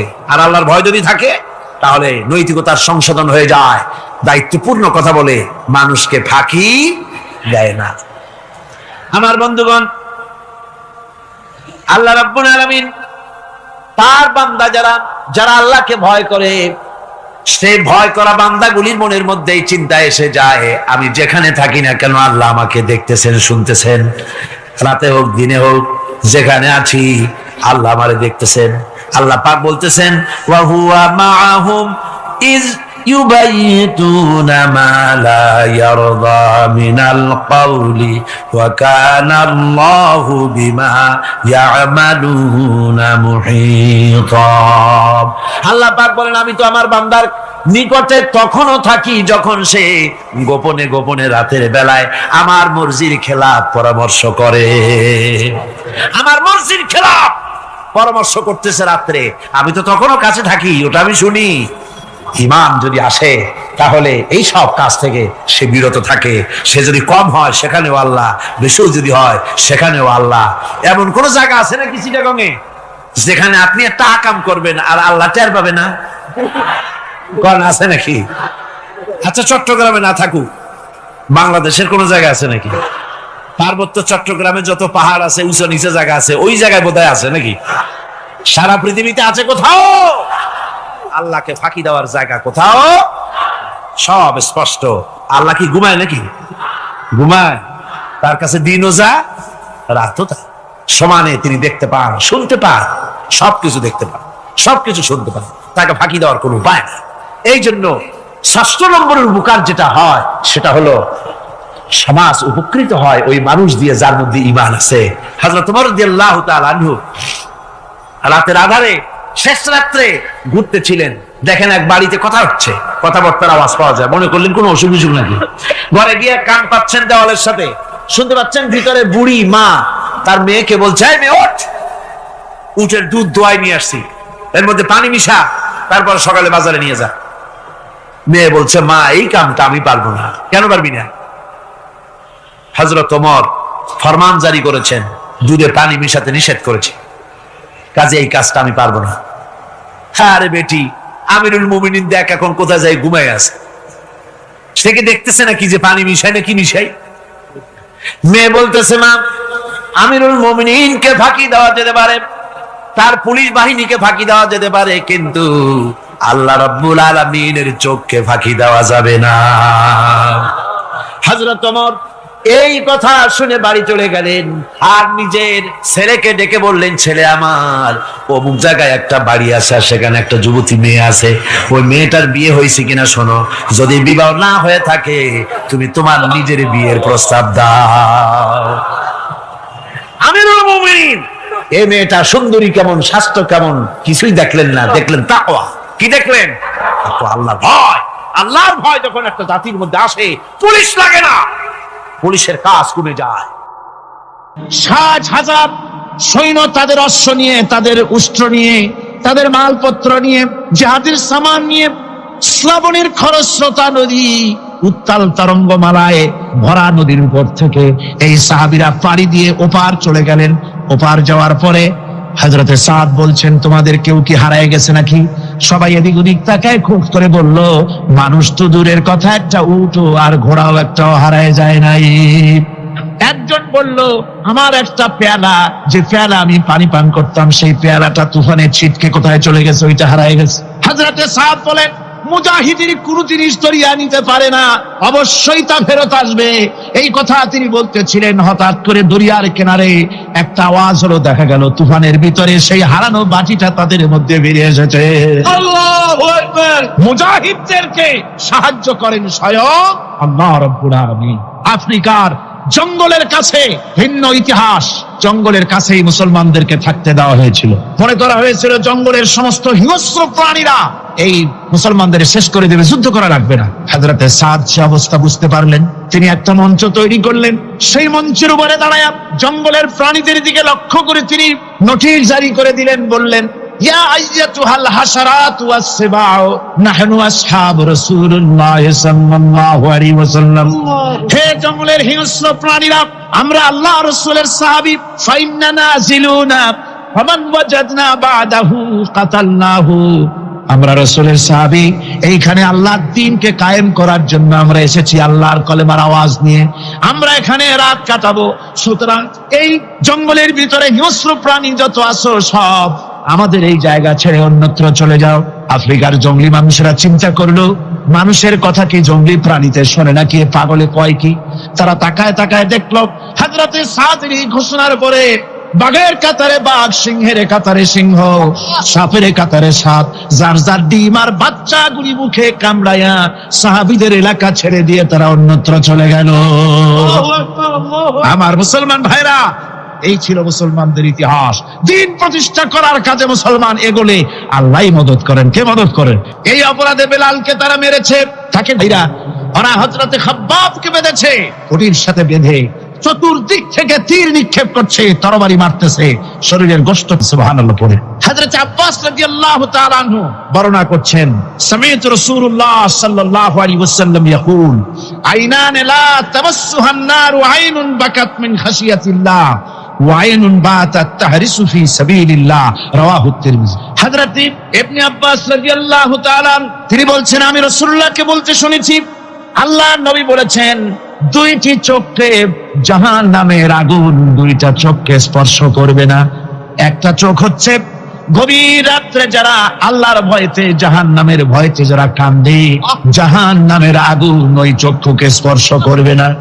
আর যারা দিন প্রতিষ্ঠার জন্য, আল্লাহর দিন কায়েমের জন্য ময়দানে যারা লড়াই করে, রাতের বেলায় পাহারা দেয়, ওই পাহারারত চোখের মধ্যে জাহান্নামের আগুন ওই চোখে স্পর্শ করবে না।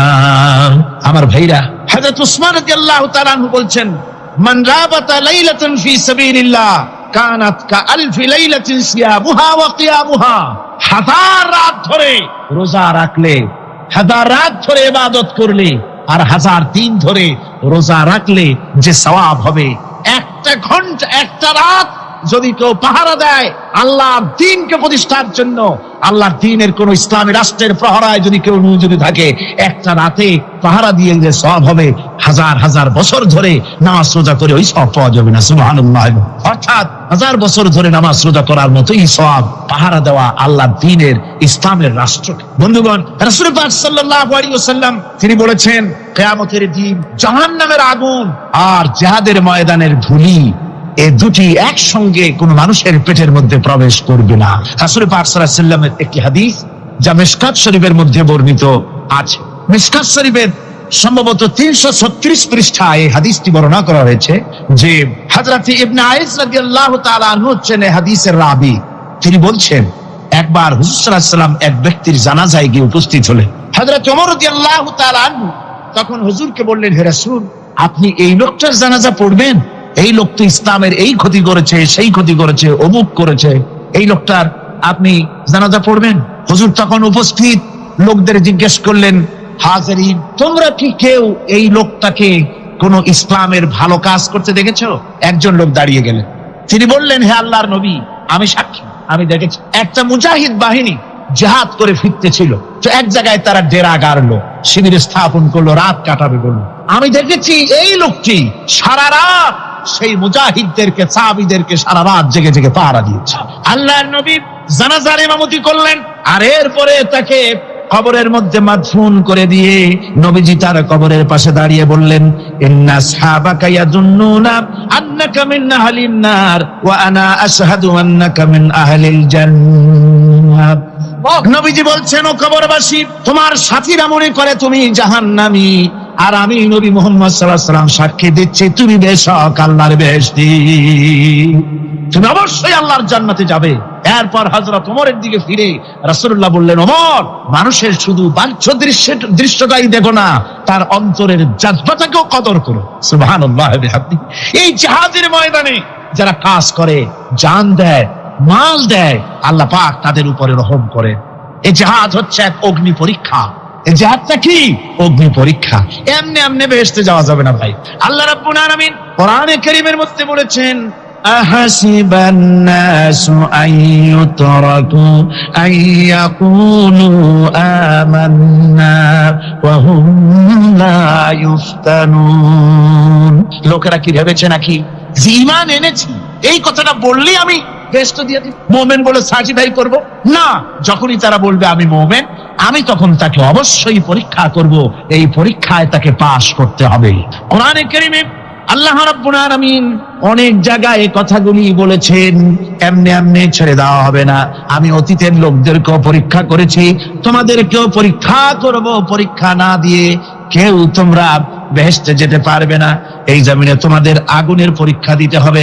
পয়গম্বরেরা কষ্ট করেছেন, সাহাবায়ে কিরাম কষ্ট করেছেন, আল্লাহ রাব্বুল আলামিন তিনি বলছেন, আম হাসিবতুম আন তাদখুলুল জান্নাতা ওয়া লাম্মা ইয়াতিকুম মাসালুল লাযীনা খালাউ মিন ক্বাবলিকুম মাসাতুহুমুল বাসাউ ওয়াদ-দাররাউ ওয়া যুলজিলু হাত্তা ইয়াকুলার রাসূলু ওয়াল্লাযীনা মা'হু মাতা নাসরুল্লাহ আলা ইন্না নাসরাল্লাহি করিব। আল্লাহ রাব্বুল আলামিন বলেন, তোমরা কি মনে করেছো যে তোমরা বেহেশতে প্রবেশ করবে, অথচ তোমাদের পূর্বে যারা এই পৃথিবীতে এসেছিল তাদেরকে আমি যেমন পরীক্ষা করেছি ওরকম পরীক্ষা এখনো তোমাদের উপরে আসে নাই, ওরকম বিপদও আসে নাই, মুসিবতও আসে নাই।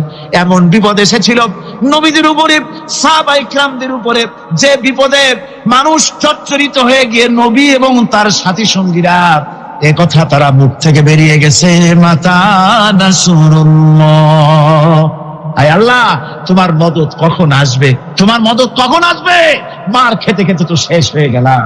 এইভাবে যখন মার আসে চতুর্দিক থেকে আর মুমিনেরা ময়দানে পা জমায়ে টিকে থাকে দিন প্রতিষ্ঠার জন্য, আল্লাহ তখন খুশি হয়ে এক সময় ঘোষণা করে দিবেন, আলা ইন্না নাসরাল্লাহি করিব, আর দেরি নাই, আমার মদত আমার সাহায্য তোমাদের জন্য অবধারিত। সুবহানাল্লাহ। আমার ভাইরা, বিষয়টা সহজ নয়। শুধু দুইটা সেজদা দিয়া, শুধু তাহাজ্জুদের কিছু নামাজ পড়িয়া আল্লাহর জান্নাতে যাওয়া এত সহজ নয়, রাস্তা খুব কঠিন, রাস্তা খুব। ये शहादत है उल्फत में कदम रखना, ये शहादत है उल्फत में कदम रखना, लोग समझते हैं आसान है मुसलमान होना। এটা হলো শাহাদাতের উত্তপ্ত ময়দানে পা রাখা। লোকেরা মনে করে ইসলাম গ্রহণ করা, মুসলমান হওয়া বুঝি বড় সহজ ব্যাপার। এত সহজ না। আমরা হানফি মাসলাকের লোক, ইমাম আবু হানিফার মাসলাক অনুযায়ী চলি। আমরা মনে করি বেহেশতে এমনি যাব, কিন্তু আমাদের ইমাম সাহেব কি করছেন ওই ইতিহাস আমাদের জানান। খাজা বাবার মহব্বতে অস্থির। রজব মাস আসলে পরে বড় বড় ডেক্সি চড়ায়, সেই ডেক্সির উপরে লাল শালু বিছায়, তারপরে টাকা পয়সা রোজগার বহুত করে। আসলে তো খাজা না, আসলে হচ্ছে ইয়া খাজা কুস্তু আজা, পেট তো ভরে যায়। পেট ভরার জন্য পয়সা করে ইনকাম করা। খাজার লা ইলাহা ইল্লাল্লাহ এই চিশতিয়া তরিকার জিকির গ্রহণ করা হয়েছে, কিন্তু চিশতিয়া তরিকা যে আরেকটা আছে, কারাগার পর্বতে পৃথিবীরাজের সঙ্গে লড়াই করা, সেইটার কাছে নেই আমরা, সেটা না। ইমাম আবু হানিফা শুধু মস্তাই বলেন নাই, দিন প্রতিষ্ঠার জন্য রক্ত দিয়েছে, ঠিক কিনা? 8টি বছর পর্যন্ত কারারুদ্ধ ছিলেন। তাকে জিজ্ঞেস করা হয়েছে, ইমাম সাহেব জেলের মধ্যে তো আছেন, কষ্ট হয়? ইমাম সাহেব বলেছেন, না কষ্ট হয় না, তবে মাঝে মাঝে একটু কষ্ট হয় মনে।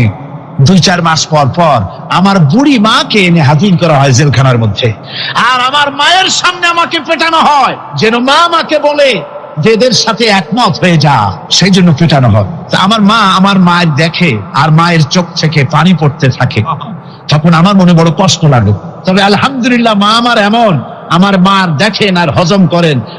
সর্বশেষ যে ব্যক্তি জাহান্নাম থেকে মুক্তি লাভ করবে তাকে আল্লাহ পাক বলবেন, ফেরেশতাদেরকে বলবেন, ও আমার ফেরেশতারা, আমার এই বান্দাকে জান্নাত এবং জাহান্নামের মাঝখানে রেখে দাও। জান্নাত এবং জাহান্নামের মাঝখানে লোকটি যখন থাকার জায়গা পাবে, সে জান্নাতের দিকে তাকায়া দেখবে আর কাঁদতে থাকবে। আল্লাহ পাক জিজ্ঞেস করবেন, বান্দারে, যুগের পর যুগ ধরে জাহান্নামে কেঁদেছো, আমি রব্বুল আলামিন জাহান্নাম মাফ করে দিয়া জান্নাত জাহান্নামের মাঝখানে রেখে দিয়েছি, আযাব থেকে তো বেঁচে গেছো, এখন কান্দো কেন? লোকটি বলবে, রব্বুল আলামিন কান্দি এই কারণে, জাহান্নাম থেকে মাফ করেছো, তোমার শুকরিয়া আদায় করি। জান্নাত তো আমার কপালে নাই, কিসমতে নাই, কিন্তু জান্নাত আমি এখান থেকে দেখতে পাচ্ছি, জান্নাতের সুঘ্রাণ আমার নাকে আসতেছে, কপালে নাই যাওয়ার। আমি কাঁদি এই জন্য, তুমি যদি মেহেরবানি করে আমাকে জান্নাতের দরজার কাছে একটু দাঁড় করায় দিতা, প্রাণ ভরে তোমার জান্নাতের দৃশ্যটা একটু দেখতা। আল্লাহ পাক তার আরজি পূরণ করবেন, বলবেন যাও, ফেরেশতাদের বলবেন এর জান্নাতের দরজার কাছে দাঁড় করায় দাও। জান্নাতের দরজার কাছে দাঁড়িয়ে লোকটি আবার কান্না শুরু করবে, আল্লাহ পাক প্রশ্ন করবেন, এবার কান্দো কেন? লোকটি বলবে, রব্বুল আলামিন, কান্দি এই কারণে, জান্নাতের এই দরজায় দাঁড়াইয়া জান্নাতের অফুরন্ত নেয়ামত কিছুই ভালো করে দেখা যায় না, শুধু অল্প জায়গা দেখি। যদি তুমি আমারে দয়া করে জান্নাতের মাঝখানে দাঁড় করায় দিতা, চতুর্দিকে তাকায়া তাকায়া দেখা কলিজারে ঠান্ডা বানাইতাম। তবে আমি ওয়াদা করি, জান্নাতের কোনো নাজ নেয়ামত, কোনো ফল আমি খাবো না, ধরবো না, সইব না। একটুখানি মেহেরবানি করে মাঝখানে দাঁড় করাইয়া দাও, জান্নারে ঠান্ডা করি। আল্লাহ রব্বুল আলামিন ফেরেশতাদের বলবেন, আমার এই বান্দারে জান্নাতের মাঝখানে দাঁড় করাইয়া দে। আল্লাহর নবী বলেন, জান্নাতের মাঝখানে দাঁড়িয়ে লোকটি আগের চাইতে আরো জোরে চিৎকার মেরে কাঁদতে থাকবে। আল্লাহ পাক বলবেন, বান্দারে কি হলো তোর? দরজার কাছে আসতে চাইছিলে, আইনা দিলাম। আবার এবার মাঝখানে আসতে চাইছো, তাও এনে দিয়েছি। আবার কান্দো কেন? লোকটি বলবে, রব্বুল আলামিন, এবার কান্দি এই জন্যে, তুমি যখন দয়া করে একটিবার জান্নাতের মাঝখানে এনে আমাকে দাঁড় করায় দিয়েছো, তুমি রহমান রহিম গফুরুর রহিম, এই জান্নাত থেকে আবার আর বাইর করে দিও না। আল্লাহ রাব্বুল আলামিন বলবেন, ও আমার বান্দারে, আমার এই জান্নাত তোর খুব পছন্দ হয়েছে নাকি? লোকটি বলবে, রব্বুল আলামিন, কলিজা ঠান্ডা হয়ে গেছে, ভাবতেও পারি না এই জান্নাত এত সুন্দর। আল্লাহ পাক বলবেন, বান্দারে, এরকম একটি নয়, দুইটা নয়, তোর জন্য আমি 10টা জান্নাত এরকম রিজার্ভ করে রাখছি। সুবহানাল্লাহ, সুবহানাল্লাহ। আল্লাহ পাককে ভয় করে পৃথিবীর সমস্ত পাপ থেকে যারা নিজেকে রক্ষা করবে, আল্লাহ তাদের জন্য এই জান্নাত রেখে দিয়েছেন। সুবহানাল্লাহ। সেই জান্নাতের রিসিপশন আপনারা আন্দাজ করতে পারবেন না, রিসিপশন কারে কয়। কি এর প্রধানমন্ত্রী আর প্রেসিডেন্ট, 4-5টা পুলিশ আর আর্মি আসে একটা ফট করে সেলুট মারলো, বাস শেষ হয়ে গেল, এরকম না। জান্নাতীদেরকে রিসিপশন দেওয়া হবে। জান্নাতীরা যখন আল্লাহর হুকুমে জান্নাতের দিকে যেতে লাগবে, আর যখন জান্নাতের কাছে চলে যাবে, আল্লাহ রাব্বুল আলামিন শোনায় দিচ্ছেন, হাত্তা ইযা জাউহা ফুতিহাত আবওয়াবুহা ওয়া ক্বালা লাহুম খাজানাতুহা সালামুন আলাইকুম তিবতুম ফাদখুলুহা খালিদিন। সুবহানাল্লাহ। জান্নাতীরা যখন জান্নাতে প্রবেশ করার দরজার মুখোমুখি হবে, তার রক্ষীগণ তখন বলবে, সালামুন আলাইকুম, আল্লাহর শান্তি তোমাদের উপরে বর্ষিত হোক। সুবহানাল্লাহ। দুনিয়ার টাটকা সুখগুলি 2 পা দিয়ে ঠেলে দিয়েছো, টাটকা সুখগুলি গ্রহণ করো নাই, হারাম খাও নাই, আল্লাহর দ্বীন কায়েমের জন্য রক্ত দিয়েছো, জীবন দিয়েছো, কষ্ট করেছো, আল্লাহকে ভয় করেছো। আমাদের সালাম গ্রহণ করো, জান্নাতের মধ্যে ঢুকে যাও চিরকালের জন্য। সুবহানাল্লাহ। আর বাইর হওয়া লাগবে না, চিরকাল এই জান্নাতের মধ্যে তোমরা বসবাস করতে পারবে। আল্লাহ রাব্বুল আলামিনের ফেরেশতারা বলে দিবে। জান্নাতের মধ্যে আল্লাহ পাক হুরদের সঙ্গে জান্নাতীদের বিয়ের ব্যবস্থা করে দিবেন। কোরআনে কারিমে আল্লাহ পাক বলেন, মুত্তাকিইনা আলা সুরুজিম মাসফুফাতিন ওয়া যাওয়াজনাহুম বিহুরিন ঈন। সামনাসামনি ভাবে সাজানো সারি সারি আসন সমূহের উপর তারা ঠেস লাগায় বসে থাকবে, আর আল্লাহ রাব্বুল আলামিন হুরদের সাথে জান্নাতীদের বিয়ের ব্যবস্থা করে দিবেন। যেসব হুরের সঙ্গে বিয়ে হবে তাদের আল্লাহ পাক বিবরণ দিচ্ছেন কি রকম হবে তারা। লাম ইয়াতমিসহুন্না ইনসুন ওয়ালা জান। এর পূর্বে জিন এবং ইনসান এদেরকে কেউ স্পর্শ করে নাই। কি রকম তারা? কাআন্নাহুন্নাল ইয়াকুতু ওয়াল মারজান। যেমন ঝিনুকের ভিতরে মণিমুক্তা থাকে, এইভাবে আল্লাহ পাক তাদেরকে পবিত্র করে রেখে দিয়েছেন। আমার প্রিয় ভাইরা, আল্লাহ রাব্বুল আলামিন কোরআনে কারীমের ভিতরে বলেছেন, ফাবিআইয়ি আলা'i রাব্বিকুমা তুকাযযিবান। জান্নাত দান করে আল্লাহ পাক এবার জান্নাতীদেরকে সম্বোধন করে বলবেন, ইয়া ইবাদি লা খাউফুন আলাইকুমুল ইয়াওমা ওয়ালা আনতুম তাহজানুন। হে আমার বান্দারা, লা খাউফুন আলাইকুমুল ইয়াওম, আজ আর কোনো ভয় নাই। সুবহানাল্লাহ, সুবহানাল্লাহ। আজ আর কোনো ভয় নাই, কোনো চিন্তাও নাই, আরামে এই জান্নাতের মধ্যে বসবাস করো। এরপরে আল্লাহ পাক জিজ্ঞেস করবেন, ও আমার জান্নাতীরা, আমি যেসব ওয়াদা করছিলাম আমার ওয়াদা মোতাবেক সমস্ত নিয়ামত পেয়েছো? তারা বলবে, হ্যাঁ পেয়েছি, সব নিয়ামত আপনার ওয়াদা মোতাবেক সব পেয়েছি। আল্লাহ রাব্বুল আলামিন বলবেন, সব পাও নাই, ওয়ালাদাইনা মাজিদ, আমার কাছে আরো বেশি আছে। সুবহানাল্লাহ, আমার কাছে আরো বেশি আছে। জান্নাতীরা বুঝবে না সে আরো বেশিটা কি, এর থেকে আর বেশি কি। প্রিয় ভাই সব, নবী করিম সাল্লাল্লাহু আলাইহি সাল্লাম বলেছেন, জান্নাতের সুখ আর শান্তি কোন চোখ নাই যা দেখেছে, যা কোন অন্তঃকরণ নাই যা কল্পনা করতে পেরেছে। এই জান্নাত মুত্তাকিদের জন্য আল্লাহ রাখছেন। সুবহানাল্লাহ।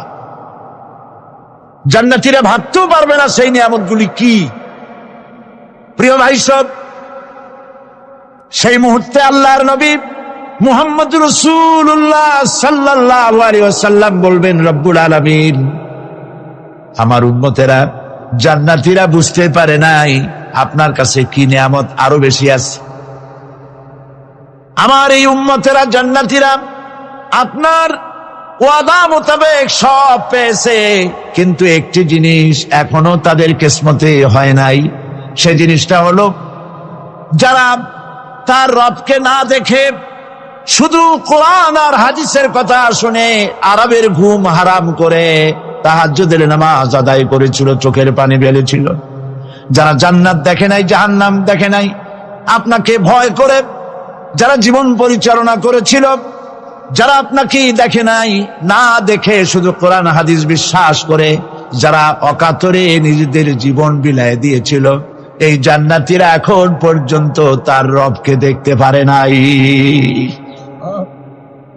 আল্লাহ রাব্বুল আলামিন তার সামনে থেকে ৭০,০০০ পর্দা সরে যাবে। আল্লাহ পাক বান্দাদের আরজি পুরা করার জন্য জান্নাতীদের সামনে তিনি জালোয়া ফরোজ হবে।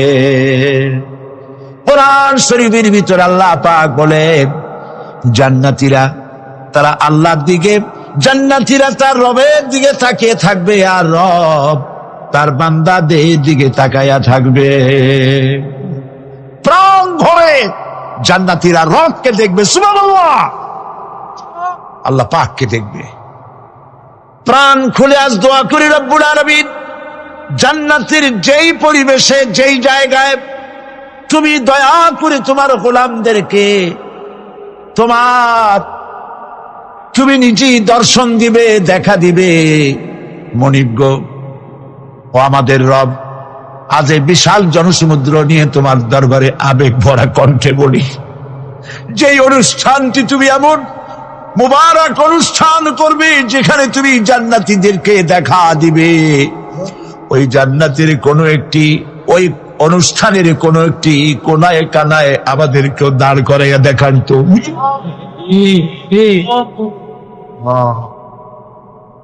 ভাই সব, আল্লাহ রাব্বুল আলামিন মানুষের সামনে এত সব নিয়ামত রেখেছেন, এই জান্নাত দান করবেন।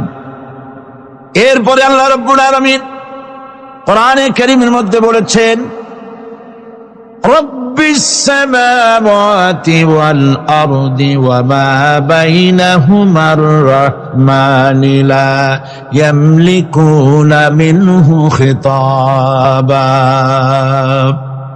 এসব পুরস্কার রয়েছে তোমাদের সেই রবের পক্ষ থেকে যিনি আকাশ আর জমিনের মালিক। সুবহানাল্লাহ বলবেন না?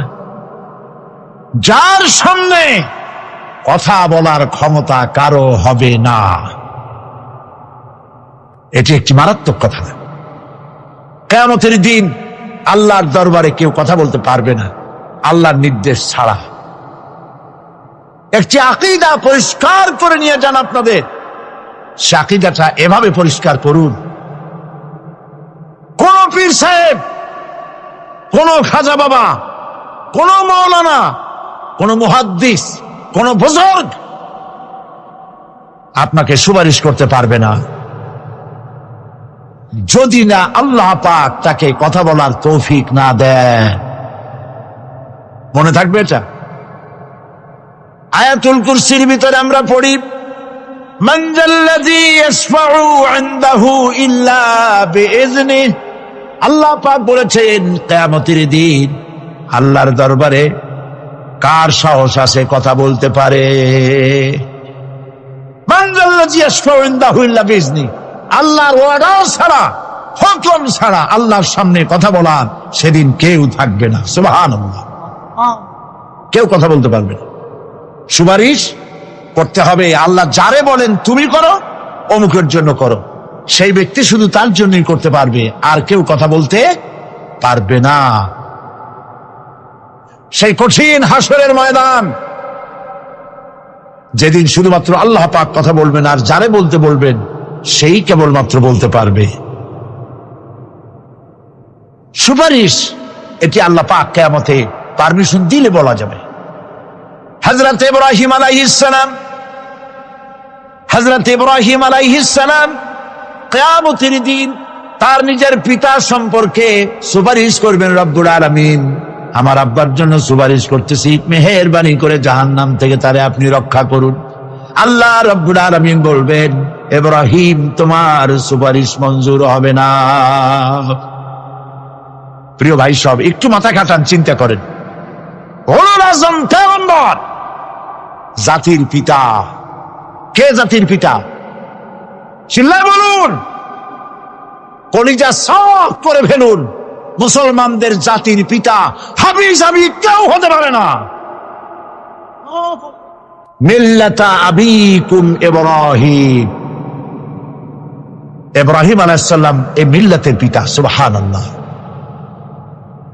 হযরত ইব্রাহিম আলাইহিস সালাম কিয়ামতের দিন বলবেন, আল্লাহ আমার আব্বার জন্য সুপারিশ করছি। আল্লাহ পাক বলবেন মঞ্জুর হবে না। আজর তোমার পিতা হতে পারে, কিন্তু আমার খলিলকে আগুনে ফেলার জন্য নমরুদকে সে সহযোগিতা করেছে, আমি তোমার পিতাকে ক্ষমা করব না। নবী করিম সাল্লাল্লাহু আলাইহি সাল্লামকে সাহাবায়ে কেরাম জিজ্ঞেস করেছেন, হে রাসূল, আপনার আব্বা এবং আম্মার অবস্থা কি হবে? নবী করিম সাল্লাল্লাহু আলাইহি সাল্লাম কেঁদে ফেলেছেন, সব বলেছেন, আমি তাদের কোনো উপকারে আসব না। আল্লাহু আকবার। আপনি মনে করছেন নাকি যে ইয়া নবী সালাম আলাইকা বলি অমনি নবী সুপারিশ পাবেন? এত সহজ। কতগুলা রসগোল্লা খাইলেন আর বড় একটা মিছিল করলেন, আর অমনি চলে যাবেন?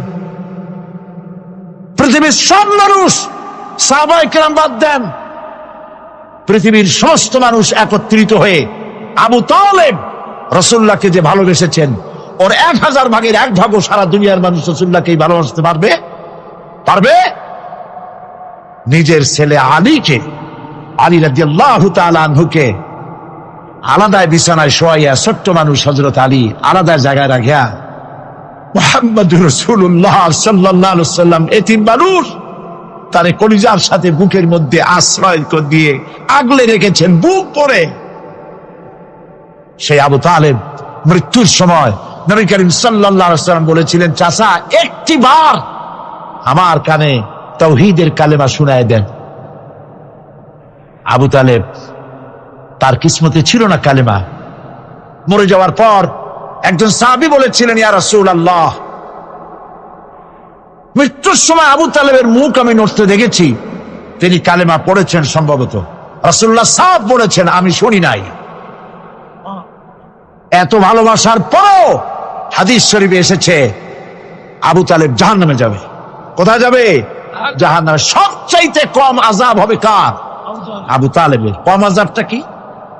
হাদিস শরীফে এসেছে কম আযাব হলো জাহান্নামের আগুন দিয়ে এক জোড়া জুতা তৈরি করে আবু তালেবের পায়ে পরিয়ে দেওয়া হবে।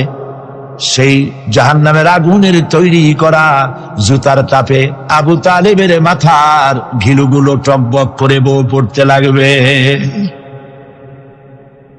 এত ভালোবেসে যদি কিয়ামতে উপায় না হয়, আপনি ইয়া নবী সালাম আলাইকা, ইয়া রাসূল সালাম আলাইকা, আর কতগুলো জিলাপি খাইলেন, বড় একটা মিছিল করলেন। প্রিয় ভাই সব, এইসব বিদআত ছাড়ুন, এগুলি সুস্পষ্ট বিদআত। রাসূলুল্লাহকে ভালোবাসবেন, সাহাবীরা যেভাবে ভালোবেসেছেন ওইভাবে ভালোবাসবেন। আল্লাহ রাব্বুল আলামিন বলেন, যালিকাল ইয়াউমুল হক ফামান শাআ আত্তাখাযা ইলা রাব্বিহি মাআবা। এই দিনটি অবশ্যই আসবে, সেদিনটি নিশ্চিতভাবে আসবে। আর এখন যার ইচ্ছা সে তার রবের দিকে অগ্রসর হোক। ইন্না আনজারনাকুম আযাবান করিবান ইয়াওমা ইয়ানজুরুল মার'উ মা কদ্দামাত ইয়াদাহু ওয়া ইয়াকুলুল কাফিরু ইয়া লাইতানি কুনতু তুরাবা।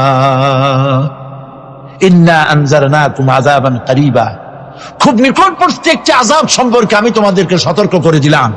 কে বলতেছেন? আল্লাহ পাক। লক্ষ্য করুন আল্লাহ কি বলছেন, খুব নিকটবর্তী একটি কঠিন শাস্তি আযাব অর্থাৎ কিয়ামত, এ সম্পর্কে আমি তোমাদেরকে সতর্ক করে দিলাম। ইয়াউমা ইয়ানজুরুল মার'উ মা কদ্দামাত ইয়াদা, সেদিন প্রত্যেকটি লোক যা সে পাঠিয়ে দিয়েছিল এখানে, অর্থাৎ যা করেছিল সেগুলি সে দেখতে পাবে। আর তখন ওয়ায়াকুলুল কাফিরু ইয়া লাইতানি কুনতু তুরাবা, সেই কিয়ামতের ময়দানে অবস্থা দেখে কাফেররা বলবে, আহারে মানুষ না হইয়া যদি মাটি হইয়া যেতাম, যদি মাটি হতাম, যদি মানুষ না হয়ে না জন্মতাম, আজ এই হাসরের ময়দানে এইখানে এই বিচারের মুখোমুখি হতাম না, মাটি হইলে বরং অনেক ভালো হতো। এই পৃথিবীতে আমরা এসেছি, চলে যাব, যাওয়ার আগে এই কোরআন একটি বিশাল জনগোষ্ঠী এমন বানাতে চেয়েছে যে জনগোষ্ঠী এই কোরআন দিয়ে একটি বিশাল সমাজ গড়বে, রাষ্ট্র গড়বে, এমন রাষ্ট্র গড়বে যেই রাষ্ট্রে দুঃখ থাকবে না, অশান্তি থাকবে না, যেখানে সুখ থাকবে, সমৃদ্ধি থাকবে, আর কিয়ামতের দিন আল্লাহর জান্নাতে তারা চলে যাবে। তেমন একটি সমাজ কি আমরা চাই? সবাই বলেন, সেরকম একটি সমাজ কি আমরা চাই?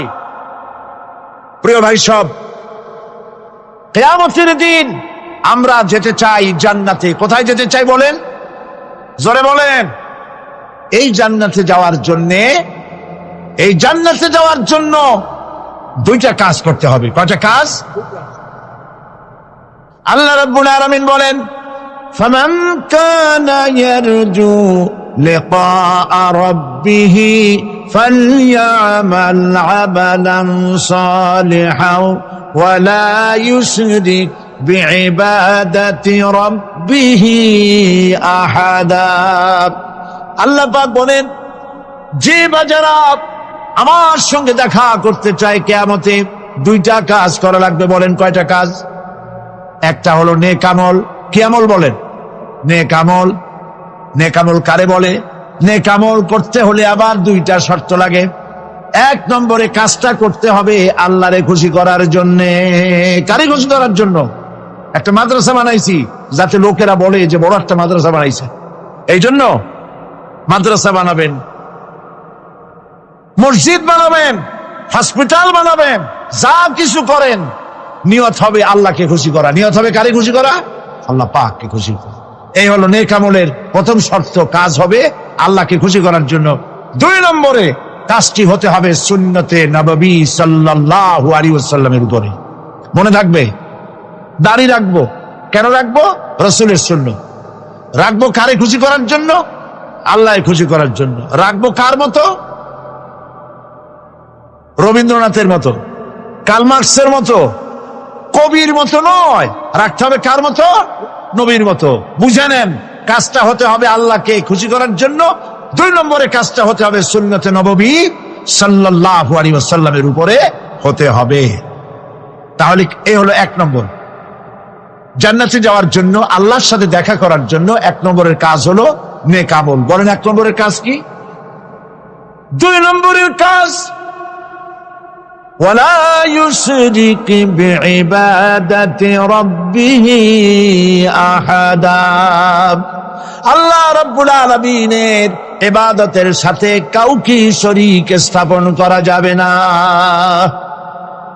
আমরা যারা মুসলমান, অধিকাংশ মুসলমান শিরকের ভিতরে মুবতলা হয়ে আছে। বিশ্বাস করেন কিনা বলেন? কাফেররা তো মুশরিক আছেই, ওরা তো মুশরিক আছেই, কিন্তু আমরা মুসলমানেরা আমাদের আমলের মধ্যে, আমাদের অজান্তে সবের নিয়তে অনেক শিরক আমরা করে বসি। নাউজুবিল্লাহ, বলেন নাউজুবিল্লাহ। এই জন্য আমি বারবার সতর্ক করি, নিজেকেও করি, আপনাদেরকেও করি। এই কারণে করি, শিরকের গুনাহ আল্লাহ মাফ করবেন না। ইন্না শিরকা লাযুলমুন আযীম, শিরক মস্ত বড় অপরাধ, জুলম, আল্লাহ মাফ করবেন না। আল্লাহর কাছে কান্দে কান্দে মাপ চাওয়া লাগবে যে আল্লাহ, শিরক থেকে আমাকে রক্ষা করো, বাঁচাও। অনেক গোপন শিরক আছে। মাজারে যান, পীর সাহেবের কাছে যান, মনে যদি নিয়ত থাকে উনি ফু দিলে আমি ভালো হবই, উনি তাবিজ দিলে আমার বাচ্চা হবেই, উনি আমারে দয়া করলেই আমার ব্যবসায় উন্নতি হবেই, এইটার নাম শিরক। এটার নাম কি? ওয়াইজা সাআলতা ফাসআলিল্লাহ ওয়াইজা ইসতাআনতা ফাসতাইন বিল্লাহ। যা বলার আল্লাহরে বলো, আর যা চাওয়ার কার কাছে চাও? চিল্লায় বলেন। কলিজাটাকে পরিষ্কার করে দেন আজকের মাহফিলে। এই কলিজায় কারো প্রতি কোনো ভয় রাখবো না আল্লাহ ছাড়া। ভয় করবো কারে বলেন? মহব্বত আল্লাহ ছাড়া, এত বেশি মহব্বত আর কাউকে করব না। আল্লাহ তাআলা আমাদের কলিজায় তোমার ভয় এবং মহব্বত দিয়া ভরে দাও, রাসূলের মহব্বত দিয়ে আমাদের দিলকে ভরে দাও। বিশ্বাস করুন ভাই সাহেব, কোরআন শরীফ আমার সামনে, বিশ্বাস করুন, দেশি পীর বিদেশি পীর, খাজা বাবা দেশি এবং বিদেশি, কেউ আপনার ভাগ্য বদলাই দিতে পারবে না। এই পিছনে দৌড়ায় দৌড়ায় কোনো লাভ নয়। এতক্ষণ মসজিদের ভেতরে বসে আল্লাহর কাছে কাঁদেন। ওয়াকালা রাব্বুকুম উদউনি আস্তাজিব লাকুম। তোমার রব বলেছে আমারে ডাকো, আমি ডাকের সাড়া দিয়ে দেব। সুবহানাল্লাহ। আর আল্লাহ বলেছেন আমার ইবাদতের সাথে কাউকে শরীক করবে না। খবরদার। আলাইসাল্লাহু বিকাফিন আবদা। আল্লাহ প্রশ্ন করছেন, আলাইসাল্লাহু বিকাফিন আবদা, আমি কি আমার বান্দার জন্য যথেষ্ট নই? চিল্লায় বলুন অবশ্যই যথেষ্ট। আবার বলেন অবশ্যই যথেষ্ট। কলিজা সাফ করে ফেলেন। সম্রাট শাহজাহান, দিল্লির সম্রাট, হাবিজাবি সম্রাট না, দিল্লির সম্রাট। এখন কোথায়? কবরে। কবি বলতেছেন, শাহনে জাহাं को जिन्हें फकर से देते थे बाज, शाहने जहां को जिन्हें फकर से देते थे बाज, वाज कब्र में है सूरह अलहम्दु की मोहताज। সারা ভারতবর্ষ যারা ট্যাক্স দিয়ে নিজেকে সৌভাগ্যবান বলে মনে করত, সে আজ কবরের মধ্যে ভিক্ষুকের মতো সূরা আলহামদুর মতো একটি সূরার মুহতাজ হয়ে ভিক্ষুকের মতো শুয়ে আছে। সম্রাট শাহজাহান মসজিদে বসে আছে, এক ফকির ঘুরতেছে। লোকেরা কয় ছোটবেলা থেকেই তোমার খয়রাত করতে দেখলাম, ভিক্ষা কি জীবনেও যাবে না তোমার? লোকটি বলছে, আমি ভিক্ষা করবো স্যার, আমার উপায়টা কি? এই লোকটি, আমি ভিক্ষা করা ছাড়া করবো কি? লোকেরা তো আমার 60 টাকা, 50 টাকা 100 টাকা দেয় না, 4 আনা 5 আনা 1 টাকা এই আমার দেয়, এই দিয়ে আমি বড় লোক হবে কেমন? লোকটি বলছে, আচ্ছা দেখো, তুমি তো জায়গা মতো যাইতে পারো নাই, বাদশার কাছে যাও, এমন দেওয়া দেবে জীবনে আর খয়রাত করা লাগবে না। তো বাদশার কাছে কি খয়রাতি যাইতে পারে কোনোদিন? হ্যাঁ, এখন পারবা। কেমনে? সম্রাট শাহজাহান এখন একা একা মসজিদে আছেন। তখনকার এসব বাদশারা অনেকে নামাজি ছিলেন, দিনদার ছিলেন। ফকির দরজার কাছে দাঁড়াইয়া দেখতে পাচ্ছে কেউ নাই, দেহরক্ষীরা দূরে দূরে দাঁড়ানো। বাদশাহ মসজিদের ভেতরে বসে হাত তুলে ঝুলতেছে আর কাঁদতেছে, চোখের পানি দিয়া দাঁড়িয়ে ভিজে ভিজে পড়ছে। এই দৃশ্য অনেকক্ষণ দেখলো ফকির। কিছুক্ষণ পর সম্রাট শাহজাহান মসজিদ থেকে বেরিয়ে আসছে। ফকির বলছে, আসসালামু আলাইকুম হুজুর। তিনি বললেন, ওয়ালাইকুম আসসালাম। চলে গেল। বাদশা বলল, আমার কাছে তো কেউ আইসা কিছু না চাইয়া তো যায় না, এর দেখলাম খয়রাতির মতো কিছু চাইলো না, বেটা ভয় করলো নাকি? আমি এদিকে আসো। আসছে। ভয় পাইছো? কয় না, ভয় পাইনি। তো কিছু যে চাইলে না? ফকির বলছে, জাহাপানা সত্যিই কিছু চাইতে আসছিলাম। তারপর চাইলে না কেন? ফকির বলছে, জাহাপানা সারা জীবন ভিক্ষা করেছি, আর আজ দিল্লি সম্রাটের কাছে বেশি পাওয়ার লোভে এসেছি না, কিন্তু আপনার দশা দেখা আমার জ্ঞানের চোখ খুলে গেছে। আমি লক্ষ্য করে দেখলাম, আমি সম্রাটের কাছে চাইতে এসেছি, হাত তুলি নাই, বিনয় প্রকাশ করি নাই, চোখের পানি ফেলি নাই, কিন্তু লক্ষ্য করে দেখলাম দিল্লির সম্রাট আমার চাইতেও বড় ভিক্ষুকের মতো। আবার কোন সম্রাটের কাছে হাত তুলে কান্দে? আমার জ্ঞানের চোখ খুলে গিয়েছে, আমি বুঝতে পেরেছি সম্রাট কান্দে যেই সম্রাটের কাছে, তারে ছাড়া আর কারো কাছে জীবনে চাইব না। এই কথাই সূরা ফাতিহায় প্রত্যেক দিন পড়ি, বুঝি না কি পড়ি। ইয়াকা না'বুদু ওয়া ইয়াকা নাস্তাঈন। আয় আল্লাহ, একমাত্র তোমার গোলামি করি আর তোমার কাছে সাহায্য চাই, তুমি ছাড়া কারো কাছে সাহায্য চাই না। পরিচয় সব করুন। কোন মরা পীর, কোন জিন্দা পীর আপনার মনের আশা পুরা করতে পারবে না, পারবে না, পারবে না। ওয়াসি সেদিন শপথ নিয়েছিলেন, রব্বুল আলামিন, আমি জাহালাতের কারণে যেই বল্লম দিয়ে ইসলামের একজন শ্রেষ্ঠ সন্তানকে আমি শহীদ করে ফেলেছিলাম, আমি বুঝতে পারি নাই, ওই বল্লমটা আমি হেফাজতে রেখে দিয়েছি। তুমি আমার এই দোয়া মঞ্জুর করো, আমি যেন এই বল্লম দিয়ে এই পৃথিবীর নিকৃষ্ট ইসলামের কোন দুশ্মনকে যেন আমি শেষ করে দিতে পারি। আল্লাহ পাক দোয়া তার মঞ্জুর করে নিলেন। মুসাইলামা কাযযাবের বিরুদ্ধে হযরত আবু বকর সিদ্দিক রাদিয়াল্লাহু তাআলা আনহু যে বাহিনী পাঠালেন, হযরত ওয়াসি সেই বাহিনীর মধ্যে ছিলেন। আর তিনি সেই বল্লমটা দিয়া, যে বল্লম দিয়ে তিনি হযরত হামজাকে শহীদ করেছিলেন, সেই বল্লমটা দিয়েই ইসলামের নিকৃষ্ট শত্রু মুসাইলামা কাযযাবকে দুনিয়া থেকে তিনি বিদায় করে দিলেন। দাউদ আলাইহিস সালামকে আল্লাহ রাব্বুল আলামিন এমন মুজিজা দিলেন, তিনি যখন লোহা মুঠো করে ধরতেন হাতের ভিতরে, লোহা পানি হয়ে হাতের ফাঁকের মধ্য দিয়া তা পড়ে যেত পানি হয়ে। এভাবে মুজিজা তাকে দেওয়া হলো। সুলাইমান আলাইহিস সালামের মুজিজা ছিল, তক্তার উপরে বসতেন, ইঞ্জিন লাগতো না, মেশিন লাগতো না, বিনা ইঞ্জিনে বিনা মেশিনে তক্তা হাওয়ার উপরে উড়ে সারা পৃথিবী ঘুরে আসতেন। ঈসা আলাইহিস সালামের মুজিজা ছিল, জন্মদের চোখের উপরে হাত বুলিয়ে দিতেন, সঙ্গে সঙ্গে চোখ তার ভালো হয়ে যেত। আবার কুষ্ঠ ব্যাধিগ্রস্ত লোকের গায়ে হাত বুলিয়ে দিলে তার শরীর ভালো হয়ে যেত। এটা ছিল তার মুজিজা। রাসূল পাক সাল্লাল্লাহু আলাইহি ওয়াসাল্লামের সময় মুজিজা, তার সময় প্রভাব ছিল সাহিত্যের।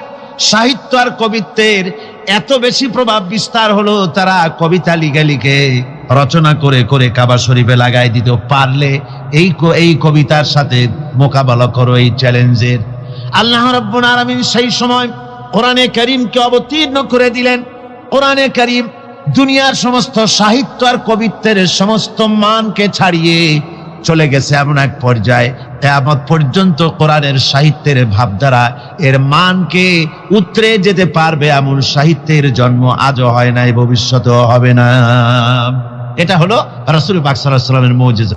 সাহাবায়ে কেরামদের সঙ্গে রোমকদের লড়াই হতেছে, রোমক সৈন্যরা যুদ্ধে জিততে পারতেছে না কিছুতেই।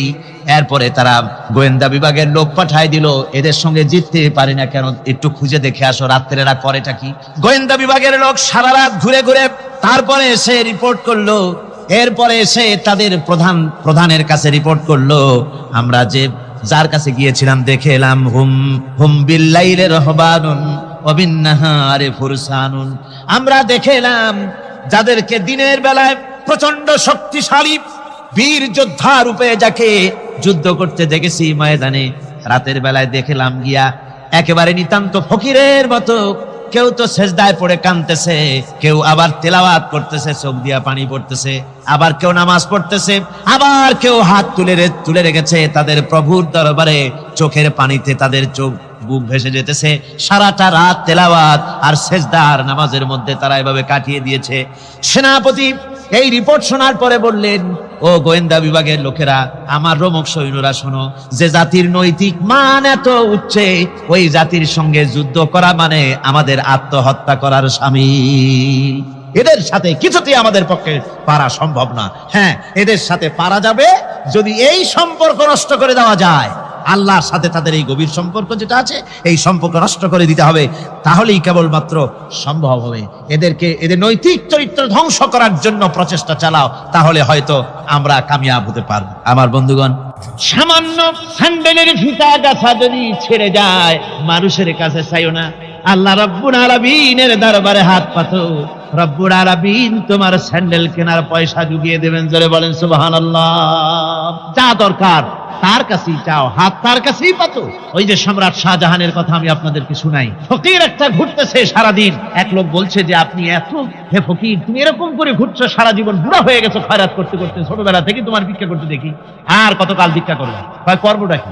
বাচ্চার কাছে যাইতে পারবে, বাচ্চার কাছে গেলে এমন ভাবে দিবে, অনেক দিবে, নিয়ে কুড়াইতে পারবা, তোমার আর জীবনে ভিক্ষা করা লাগবে। ফকির চলে গিয়েছে, কোথায় পাবো বাচ্চারে? দেখো মসজিদে পাবো। এখন তিনি নামাজ চলে গিয়েছে, সেখানে মসজিদের বারান্দায় দাঁড়ায় দেখে সম্রাট শাহজাহান হাত পেতে মোনাজাত করতেছেন, চোখের থেকে পানি পড়ে দাড়ি ভিজে ভিজে পড়ে। মোনাজাত শেষ করে বাদশা যখন বাইরে নেমেছেন, তখন ফকির তাকে সালাম দিয়ে চলে যান। বাদশা বলছেন, তুমি আমাকে সালাম দিয়ে চলে যাচ্ছ, তুমি তো ভিক্ষুক, আমার কাছে তো সমস্ত ভিক্ষুকই আমার কাছে চায়, ভিক্ষুক তো ভালো, ধনীরাও আমার কাছে চায়, তুমি ভিক্ষুক মানুষ আমার কাছে চাইলে না, সালাম দিয়ে চলে যাও। ফকির বলতেছেন, যা পানা সত্যি কিছু চাইতে এসেছিলাম, কিন্তু আমি আপনাকে দেখার পরে আমার চিন্তার পরিবর্তন হয়ে গেছে। আমি তাকিয়ে তাকিয়ে দেখলাম মসজিদের ভেতরে আমি চাইতে এসেছি দিল্লির সম্রাট শাহজাহানের কাছে, যেই সম্রাট, দিল্লির সম্রাট যার কাছে আমি চাইতে এসেছি, আমি তো দাঁড়ায় আছি কান্দি না, কিন্তু আমি দেখতেছি যার কাছে আমি চাইতে এসেছি তিনি যেন আবার কোন সম্রাটের কাছে আমার চাইতেও দারুণ ভিক্ষুকের মতো হয়ে চোখের পানি ফেলে ভিক্ষা চাইতেছে। মনে মনে ভাবলাম, মানুষের কাছে ভিক্ষা চাইবো না কোনদিন আর। বাদশা কান্দে, যেই বাদশার কাছে, ওই সম্রাটের সম্রাট রাজা ধীরাজ আল্লাহর কাছে ছাড়া কারো কাছে জীবনে আর হাত পাতবো না। হযরত আবু হুরায়রা রাদিয়াল্লাহু তাআলা আনহু একবার রাসূল করিম সাল্লাল্লাহু আলাইহি ওয়াসাল্লামের দরবারে কাঁদতেছিলেন। হুজুর জিজ্ঞেস করলেন, আবু হুরায়রা তুমি কাঁদো কেন? হযরত আবু হুরায়রা বলেন, হুজুর আমার মা আমাকে মেরেছে, আমি সেই জন্য কাঁদতেছি। হুজুর বলেন, মা তোমাকে মারলো কেন? কোনো বেয়াদবি করেছো নাকি? তিনি বললেন, না কোনো বেয়াদবি করি নাই, তবে মারলো কেন? হযরত আবু হুরায়রা বলেন, হুজুর আমার মা হচ্ছেন মুশরিকা, আমার মা কাফের। আমি অনেক রাত হয়েছিল বাড়ি ফিরতে, আমার মা জিজ্ঞেস করলো, এত রাত কোথায় ছিলি? আমি বললাম, মা তাম পৃথিবী যে কদম মোবারক চুমতে পারলে নিজেকে ধন্য মনে করে, আমি সেই রাসূলের দরবারে ছিলাম, আসতে দেরি হয়ে গেছে। ইয়া রাসূলুল্লাহ, আপনার নাম শোনা মাত্র আমার মায়ের গায়ে আগুন জ্বলে গেল, সহ্য করতে না পেরে আমাকে মায়ের আরম্ভ করে দিল। বলল, আবু হুরায়রা, হয় আমার বাড়ি ছাড়বি, না হয় মুহাম্মদ সাল্লাল্লাহু আলাইহি ওয়াসাল্লামের ঘর ছাড়বি, কোনটা করবি কর।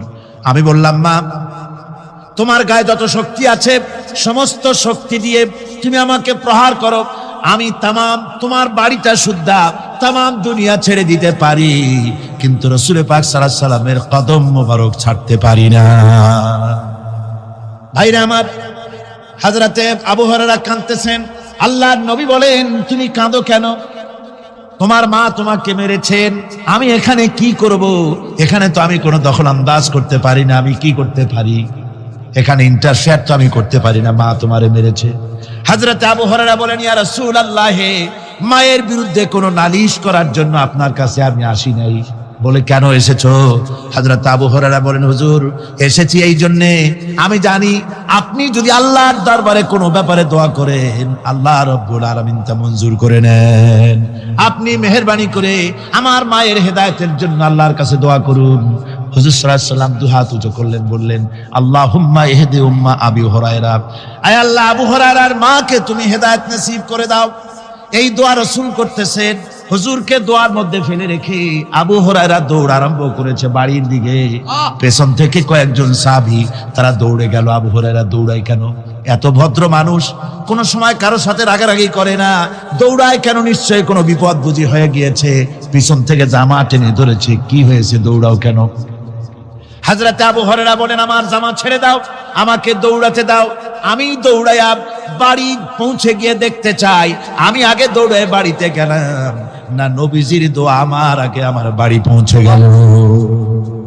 কোনটা হলো আমি সেটা দেখতে চাই। হযরত আবু হুরায়রা দৌড়াতে দৌড়াতে ঘরের কাছে গিয়ে নক করেছে। ভিতর থেকে আওয়াজ এলো, কে? কিছুক্ষণ পর মা আমার বেরোলেন, মাথার চুল দিয়ে পানি পড়তেছে, বুড়া মানুষ।